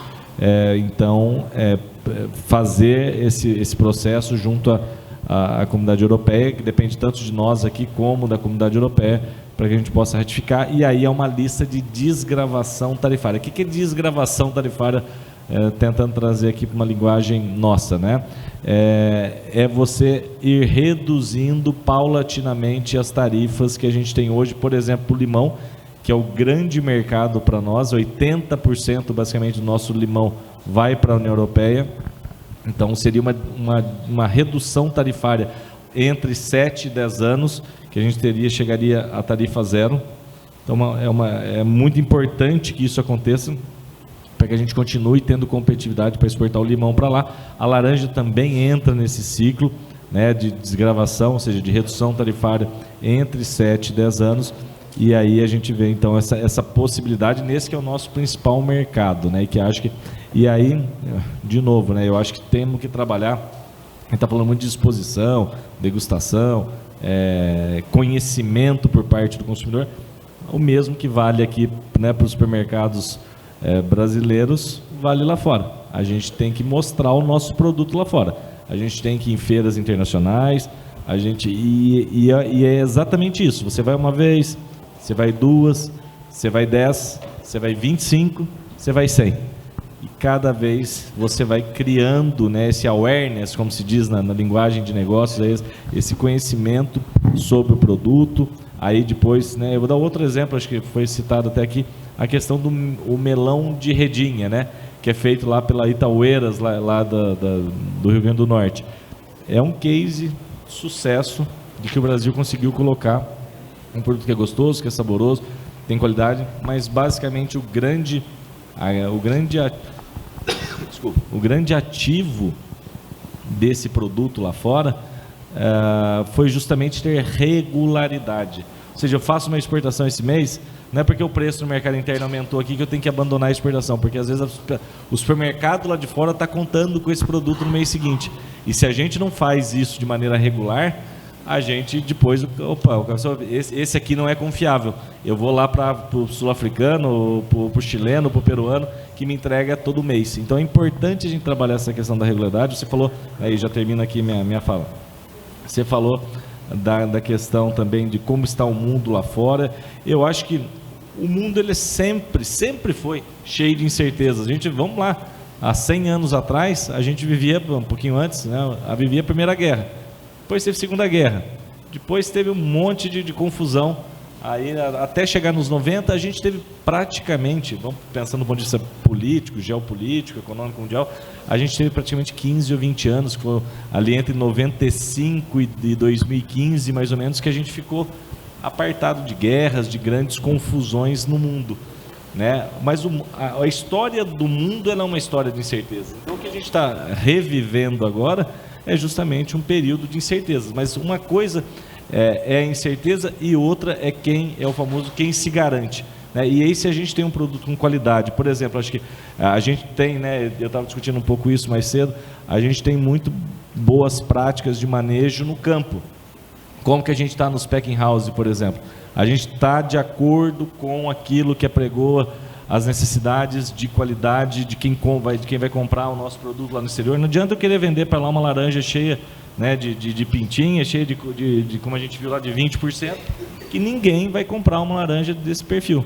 Agora, se a gente entender que a gente tem um produto bom e que a gente precisa trabalhar nos detalhes de qualidade, de sanidade, né, de apresentação, a apresentação tão importante, né? Eu vi umas laranjas aqui bonitas, dá vontade de consumir, né? Então, acho que se a gente trabalhar isso, tem espaço mesmo em um mundo de incertezas. E eu acho que daí o Brasil, parafraseando alguns que dizem que o Brasil é o supermercado do mundo, né? O Brasil sempre terá boas condições para acessar os mercados internacionais. Basta, né? E aí é um esforço ao longo do tempo, né? Do dia para a noite, mas basta pensar na exportação como esse investimento e basta pensar que o setor produtivo que tem que puxar, né? Eu estando lá no governo, né? Mas acho que os governos, de maneira geral, querem que os setores produtivos puxem, né? Nos digam o que a gente tem que fazer e a gente vai fazer para apoiar, porque a gente sabe que quando a gente apoia, a gente depois, isso, como eu disse, já reverbera em toda a sociedade, todo o entorno, em todas as regiões que produzem esse produto. Pegando esse gancho, a questão do acordo Mercosul aí, que a gente sabe que a União Europeia é o principal puxador aí das questões ambientais, questões de mudança climática. Como é que está isso nas negociações aí da Secretaria de Comércio Exterior? Isso está ainda no ponto de entrave como, vamos dizer, uma barreira disfarçada, ou realmente isso está posto, daqui para frente vai ser assim? Por que eu pergunto isso? Porque tem uma questão lá no mercado europeu que tem aquela questão de você desmatar áreas novas para plantio. Dentro do Brasil você tem uma legalidade jurídica de fazer isso, dependendo da região, né? Mas lá eles falam, não lembro se é 2020 para trás, não pode. E aí a gente vê hoje, uma pergunta eu acho que é interessante, a gente vê novas áreas de cítricos abrindo, né, em outras regiões, e hoje muitas dessas áreas estão abrindo mata, estão desmatando dentro do Brasil, que é legal, mas isso lá na frente, como é que de repente a gente vai lidar com isso, né? Vendendo essa laranja para a indústria, vendendo essa laranja ou mesmo in natura, né? É uma questão, como é que está essa questão ambiental aí de mudanças climáticas lá na Europa, por exemplo? Bom, vamos lá. Eu acho que assim, dá para separar em dois ganchos aqui, né? O primeiro deles, eu acho que é assim, a necessidade, independentemente de um país específico ou outro, da gente aprofundar, e digo aprofundar porque a gente já faz muita prática sustentável, mas nós aprofundarmos as práticas sustentáveis. Essa é uma demanda mundial, né? Alguns países ou regiões pedindo mais, outros não se importando tanto nesse momento, mas a gente tem que lembrar que é uma questão geracional. Então, ao longo das próximas gerações, vai ser como se fosse, assim como um produto, para você comprar, ele tem que estar com sanidade, ele também vai ter que ter esse critério, ou já tem, né, em alguns casos, esse critério de sustentabilidade. Então, acho que esse é o primeiro ponto.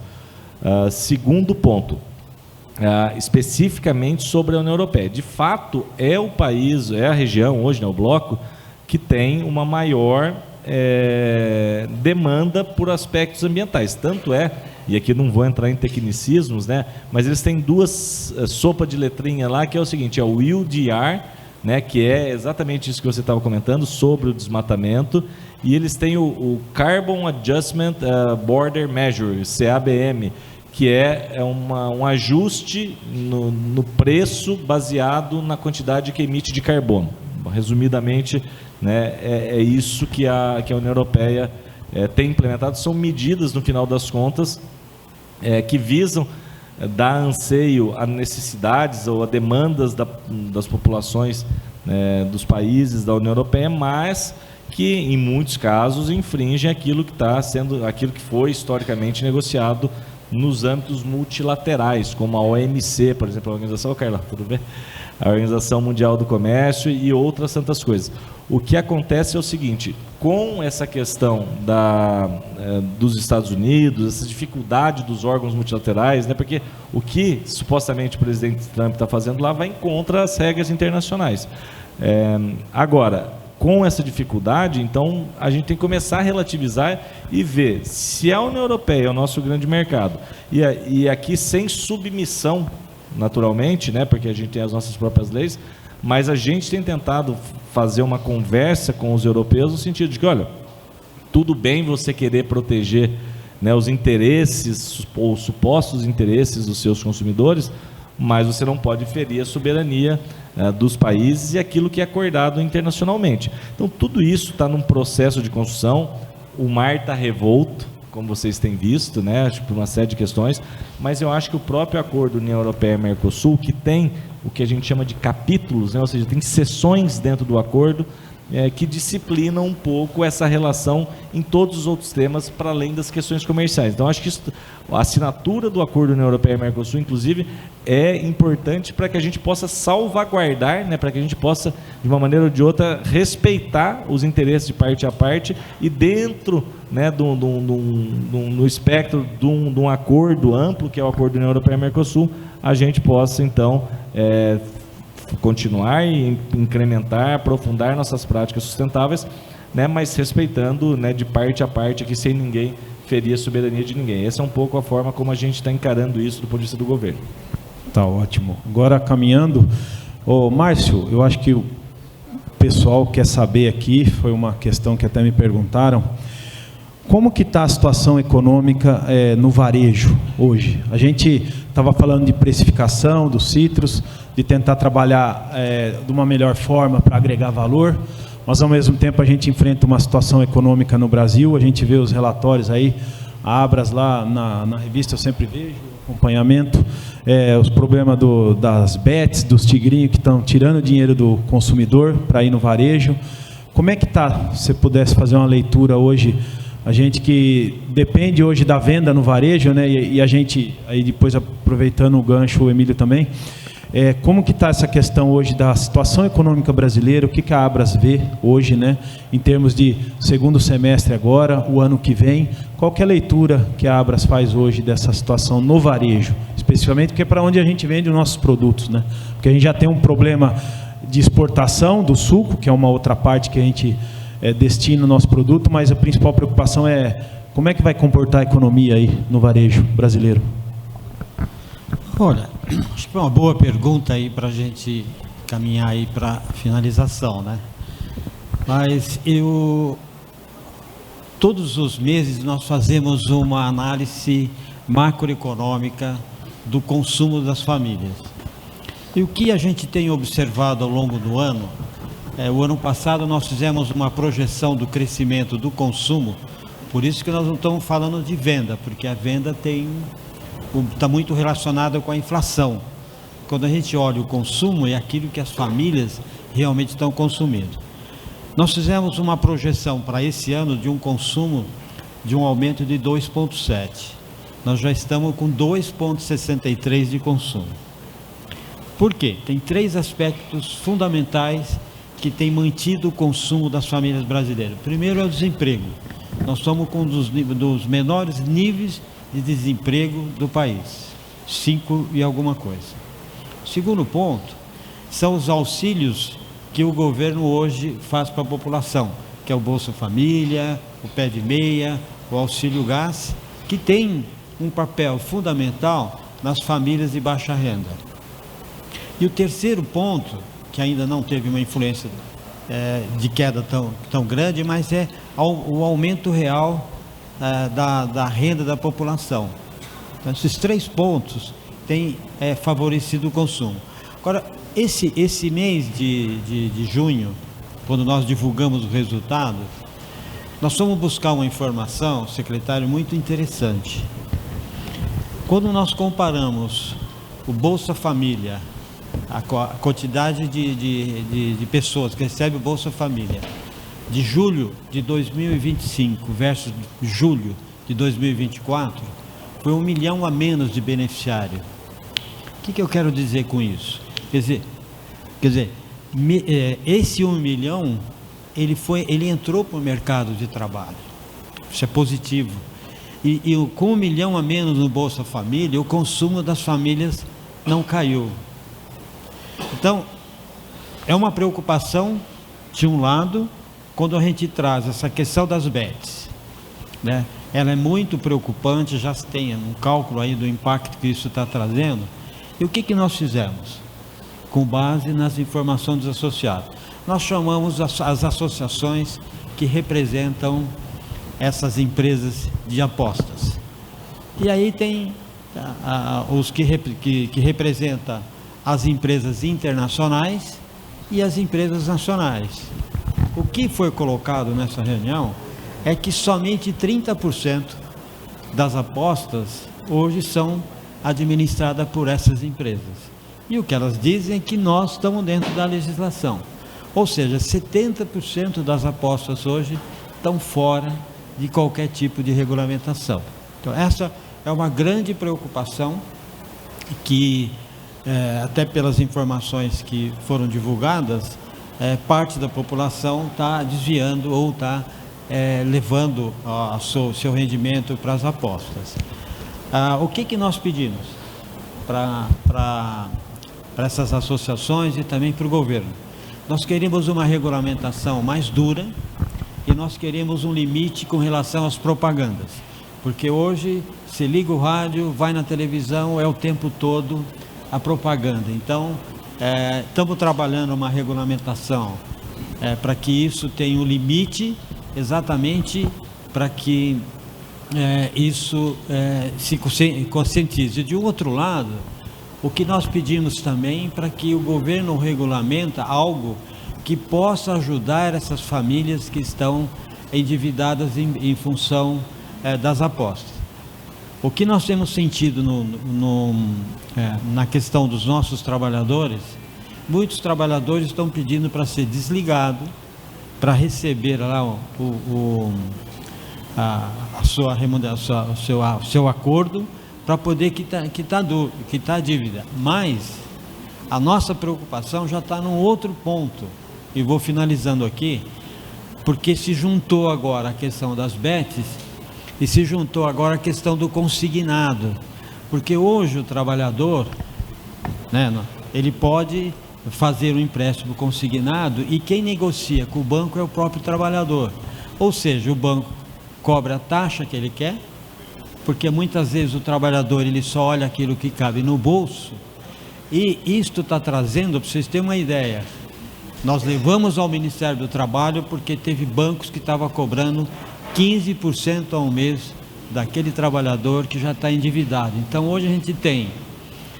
o último levantamento que nós fizemos, só numa única empresa tem mais de 20 mil funcionários que não recebe mais, porque ele recebe o vale, tem os descontos normais dos impostos, e a empresa tem que emprestar para ele todos os meses para poder equilibrar. Então, esta é uma preocupação que eu acho que a gente tem que ter como um todo, e nós estamos à frente, de um lado, para uma regulamentação melhor das bets, por outro lado, um apoio do governo para orientar as instituições financeiras, padronizar, porque nós chegamos a levantar que um trabalhador poderia fazer 8 empréstimos de forma simultânea para 8 instituições diferentes.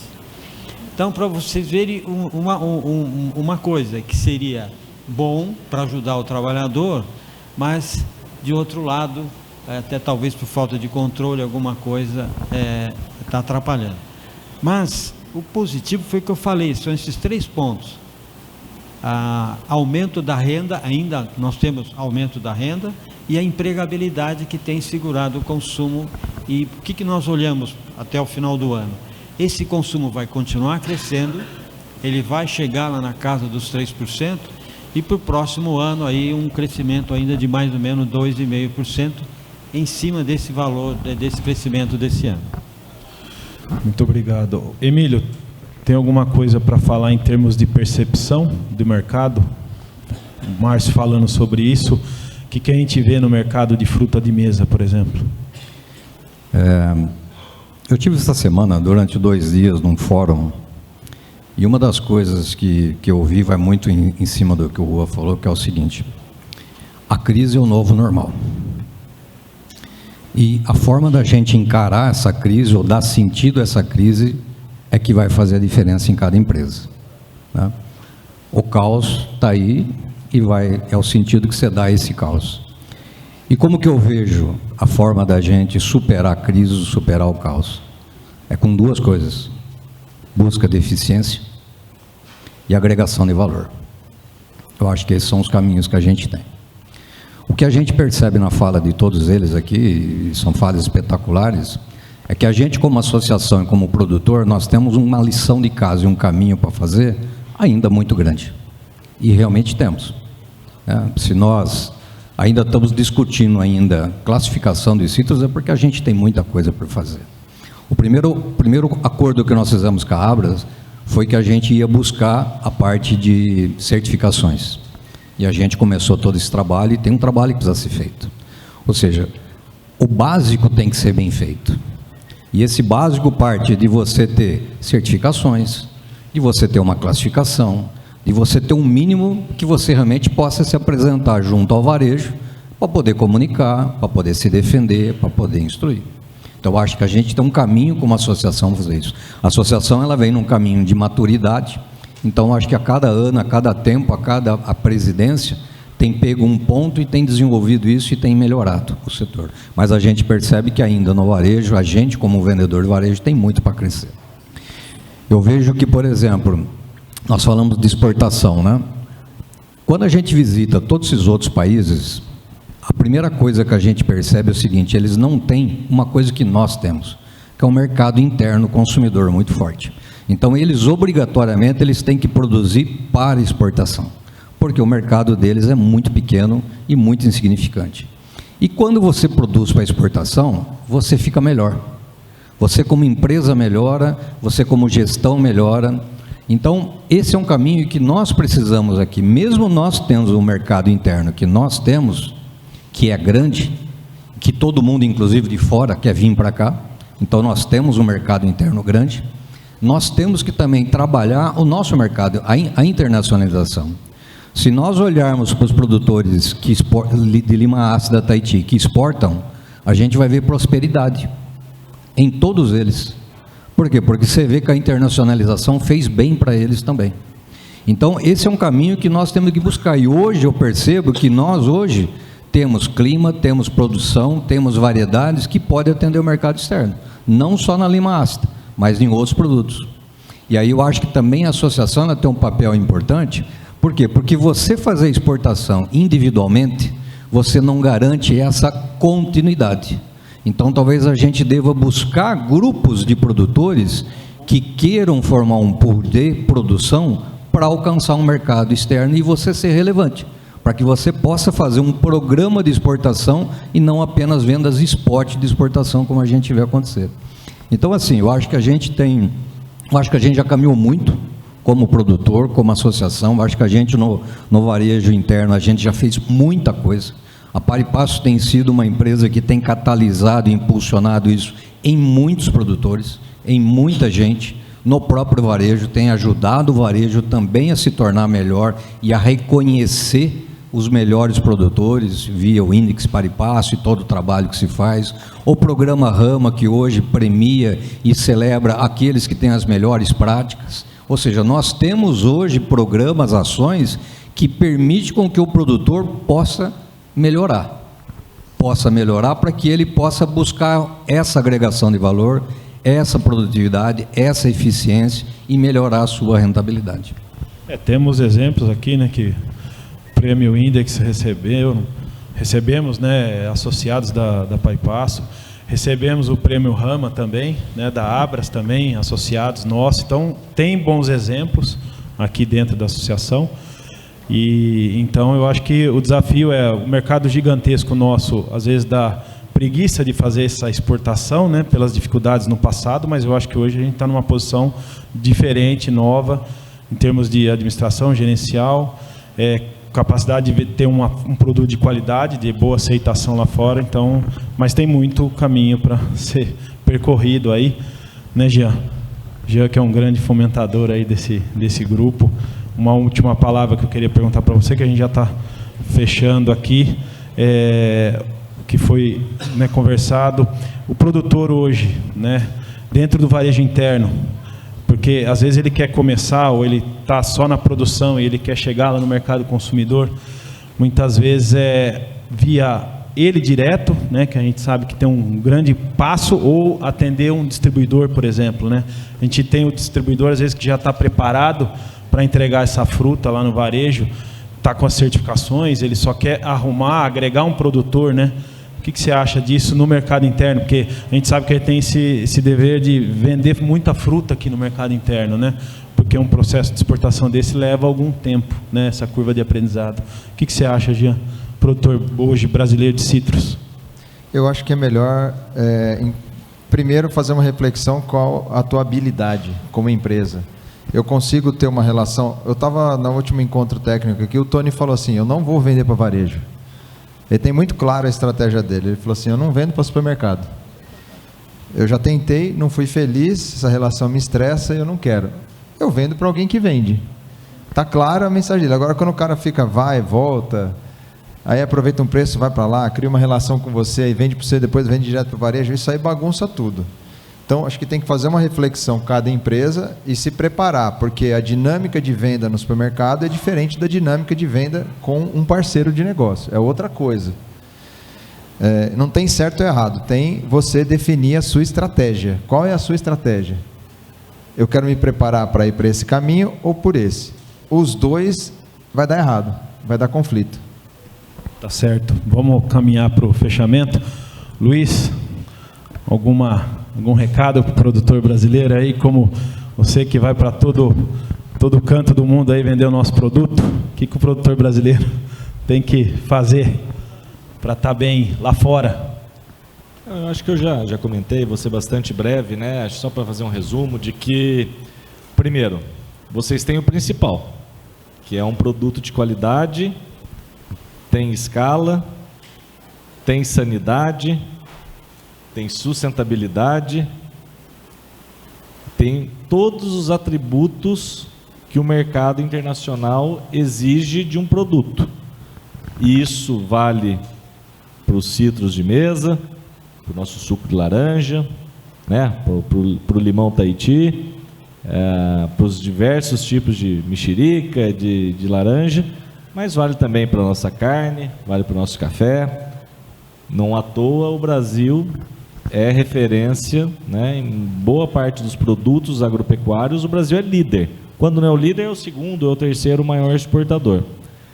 E quando eu vejo o trabalho que o próprio limão, né, a lima ácida fez, né, e que trouxe essa prosperidade, quando eu vejo o que está acontecendo no Vale do São Francisco, que nós já comentamos aqui, né, com a manga, com a uva, quando eu vejo lá em Mossoró o melão, eu só tenho uma coisa para dizer para vocês: vamos para cima, vamos junto, vamos com o governo e setor privado, vamos buscar essas oportunidades, nos tragam quais são essas oportunidades que vocês precisam, aonde que vocês acham, que tipo de ação, se é, de novo, se é uma ação de promoção comercial, se é uma negociação para algum requisito fitossanitário, mas a gente precisa saber, né? E por isso eu fico muito feliz de estar aqui hoje em Cordeirópolis, de ter essa aproximação com a Associação Brasileira de Sítios de Mesa, para que isso seja contínuo e para que a gente possa efetivamente trazer essas oportunidades, gerar essa curiosidade. É o que eu falei, exportação e investimento, mas é um investimento que eu nunca vi ninguém voltar para trás, porque remunera, porque rentabiliza, porque faz acontecer. Mas tem uma coisa importante também, não adianta a gente achar que a gente vai empurrar produto nosso para os outros, é o contrário. Veja o exemplo do Japão. O Japão, e por isso que eu falo assim, ó, se todo setor no mundo tiver a oportunidade de um dia começar a vender para o Japão, vai acontecer exatamente isso que o Emílio comentou, que essa, e não estou dizendo que nós não somos profissionais, somos muito profissionais, somos muito bons, mas essa melhoria, é olhar o detalhe, é olhar a vírgula, né? O japonês, eu trabalhei muitos anos com carne de frango, e o japonês ele entrava dentro do frigorífico e nos dizia assim, não, eu quero o corte assim, chegando a ponto de eu ter que medir na régua o tamanhinho do pedacinho da coxa de frango que eu ia exportar para o Japão. E o Japão, e eu costumo dizer, nos ensinou muito o que é qualidade, o que é padronização, né? Veja o modelo Toyota, todas essas coisas. Então, se a gente tiver a oportunidade daqui a pouco, né, de começar a vender para um país como o Japão, que é extremamente exigente com padronização, qualidade, isso vai ajudar a indústria, e isso é um círculo virtuoso. Então, eu sei que tem as dificuldades, eu sei que, né, a gente não sabe para quem que a gente está vendendo lá fora, às vezes para quem está começando, mas talvez começar com uma trade.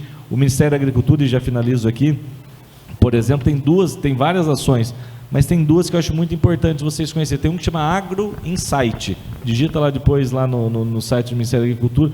Todos os meses a gente provê 76 relatórios sobre os mais diversos produtos. Então vai ter mês que vai ter 5 dos 76, 5 ou 6 análises sobre suco de laranja, sobre qualquer produto. E não tem uma ordem, tem mês que vai ter mais, tem mês que vai ter menos, mas se vocês olharem lá, já tem coisa, por exemplo, sobre os citros de mesa, com oportunidades que os nossos adidos agrícolas trazem a partir do que eles estão visualizando. O adido agrícola é o nosso representante do Ministério da Agricultura que fica lá fora. Então, usem os AgroInsights, usem a nossa rede de adidos. Nós temos 40 adidos agrícolas espalhados pelo mundo. Eu tenho adido agrícola na China, na União Europeia, nos Estados Unidos, no México, na Costa Rica, mas tem também em Bangladesh. Alguém já pensou um dia talvez em vender para Bangladesh? Será que a nossa laranja chega lá? Porque não sei, mas eu acho que é buscar. Então, por isso, usem a nossa rede de adidos, né? Muitos de vocês têm o meu contato, eu estou sempre à disposição. Qualquer ideia, para mim, é ideia para a gente buscar alguma ação no exterior. A gente tem uma outra coisa que é importante, né? E foi muito legal o que o Emílio falou, de assim, talvez se juntar. Tem duas formas de você fazer isso. Uma é você juntar dentro de um grupo, né, vamos dizer assim, de produtores, e fazer uma espécie de uma cooperativa para exportação. Essa é uma forma.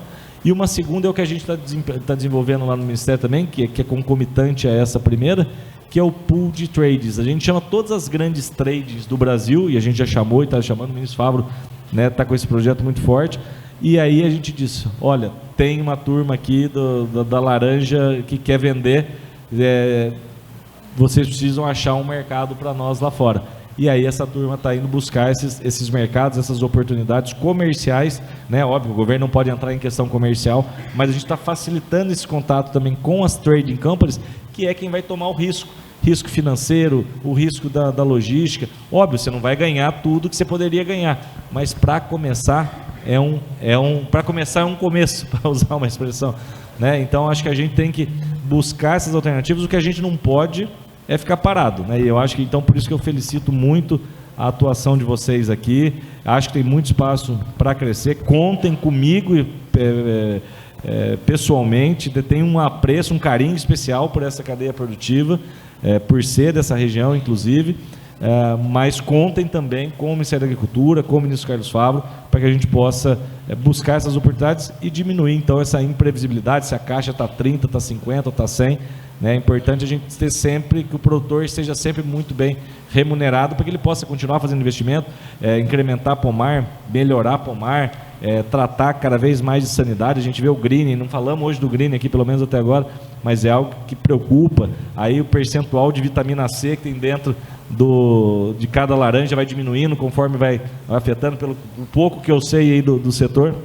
Então a gente tem que trabalhar para que a gente possa fazer isso, e contem comigo, contem com o Ministério para a gente fazer isso. Obrigado. Márcio, respondemos a sua pergunta lá, do consumidor e o supermercado? Foi uma provocação que eu fiz, porque todos nós aqui somos consumidores. Então, quando a gente entra na loja, nós compramos para consumir. Então, não é aquilo que o supermercado quer vender. E essa pergunta nos levou a uma reflexão muito profunda, porque nós começamos a estudar aquilo que o consumidor estava consumindo, como que ele estava consumindo, para poder orientar melhor o supermercado na comercialização dos seus produtos. Mas eu vi que o secretário colocou aqui o café. Eu não queria deixar de falar do café, porque o café, como a carne suína, como os azeites, como os vinhos, como é que era 2 décadas atrás no supermercado? O vinho era vendido em garrafão. Vocês vão no supermercado hoje, vocês não vê garrafão. Houve um desenvolvimento. O café, nós tínhamos 1 metro de gôndola de café, que chamava-se almofada, que você tinha o café pilão, o café do ponto, o café melita. Entra no supermercado hoje e vê a gôndola de café. E para finalizar, entra no supermercado e vê a gôndola de azeite. O que nós tínhamos antes? Nós tínhamos azeite galo em lata, azeite andorinha em lata e o azeite brasileiro, que era o óleo misto Maria, que era o que nós conhecíamos. Então, o que eu vejo aqui, Lucato, Emílio, e dizer o seguinte: olha, nós estamos lá à disposição para desenvolver, para levar uma informação melhor para o consumidor, porque olha o que nós estamos perdendo. São 30 milhões de consumidores que vão todos os dias no supermercado. Então é lá que ele vai ter a informação, é lá que ele vai ter o contato. Então, se nós unirmos com uma educação para as pessoas que trabalham no supermercado, e tem uma diferença da Unilever e da Nestlé, porque da Unilever e da Nestlé, quem coloca lá os promotores de venda é a Unilever e a Nestlé. E no caso do FLV, quem coloca os seus trabalhadores é o próprio supermercado. Então, se nós melhorarmos a capacitação em conjunto do supermercado, consequentemente ele vai ajudar esses 30 milhões de consumidores que entram diariamente no supermercado. E Emílio, agora finalizando, nós estamos falando de 700 mil trabalhadores de FLV no supermercado. Entendeu? Bom, queria agradecer vocês, muito obrigado, Emílio, Márcio, Luiz, Jean, muito obrigado. Nosso tempo está estourado, estouradaço, que o papo é muito bom, o papo vai desenvolvendo, creio que o pessoal tenha gostado. Muito obrigado mais uma vez pela presença, enriqueceu o nosso evento. Mais uma vez, muito obrigado. Parabéns para todos aí. Gostaria de pedir, obrigado a todos aí. Gostaria de pedir aos diretores Mariana, Tony, Valéria, secretária Lígia, se estiver por aí também, para fazer a entrega das lembranças aos participantes da mesa de conversa, ao Gianpaolo Buso, ao Luiz Renato Rua, ao Emílio Fávero, ao Márcio Milan. Por favor, podem se posicionar aí para receber a lembrança e posarem para a foto oficial. Recebendo mais uma vez os agradecimentos do Instituto Agronômico e também da Associação Brasileira de Citros de Mesa. Podem entregar, por favor. Enquanto é feita a entrega, gente, eu gostaria de registrar e agradecer a presença do engenheiro agrônomo José Eduardo de Paula Alonso, que é presidente da Comissão de Citricultura da FAESP-Senar, inclusive um dos nossos patrocinadores aqui, e agradecer o engenheiro José Eduardo, porque à frente da comissão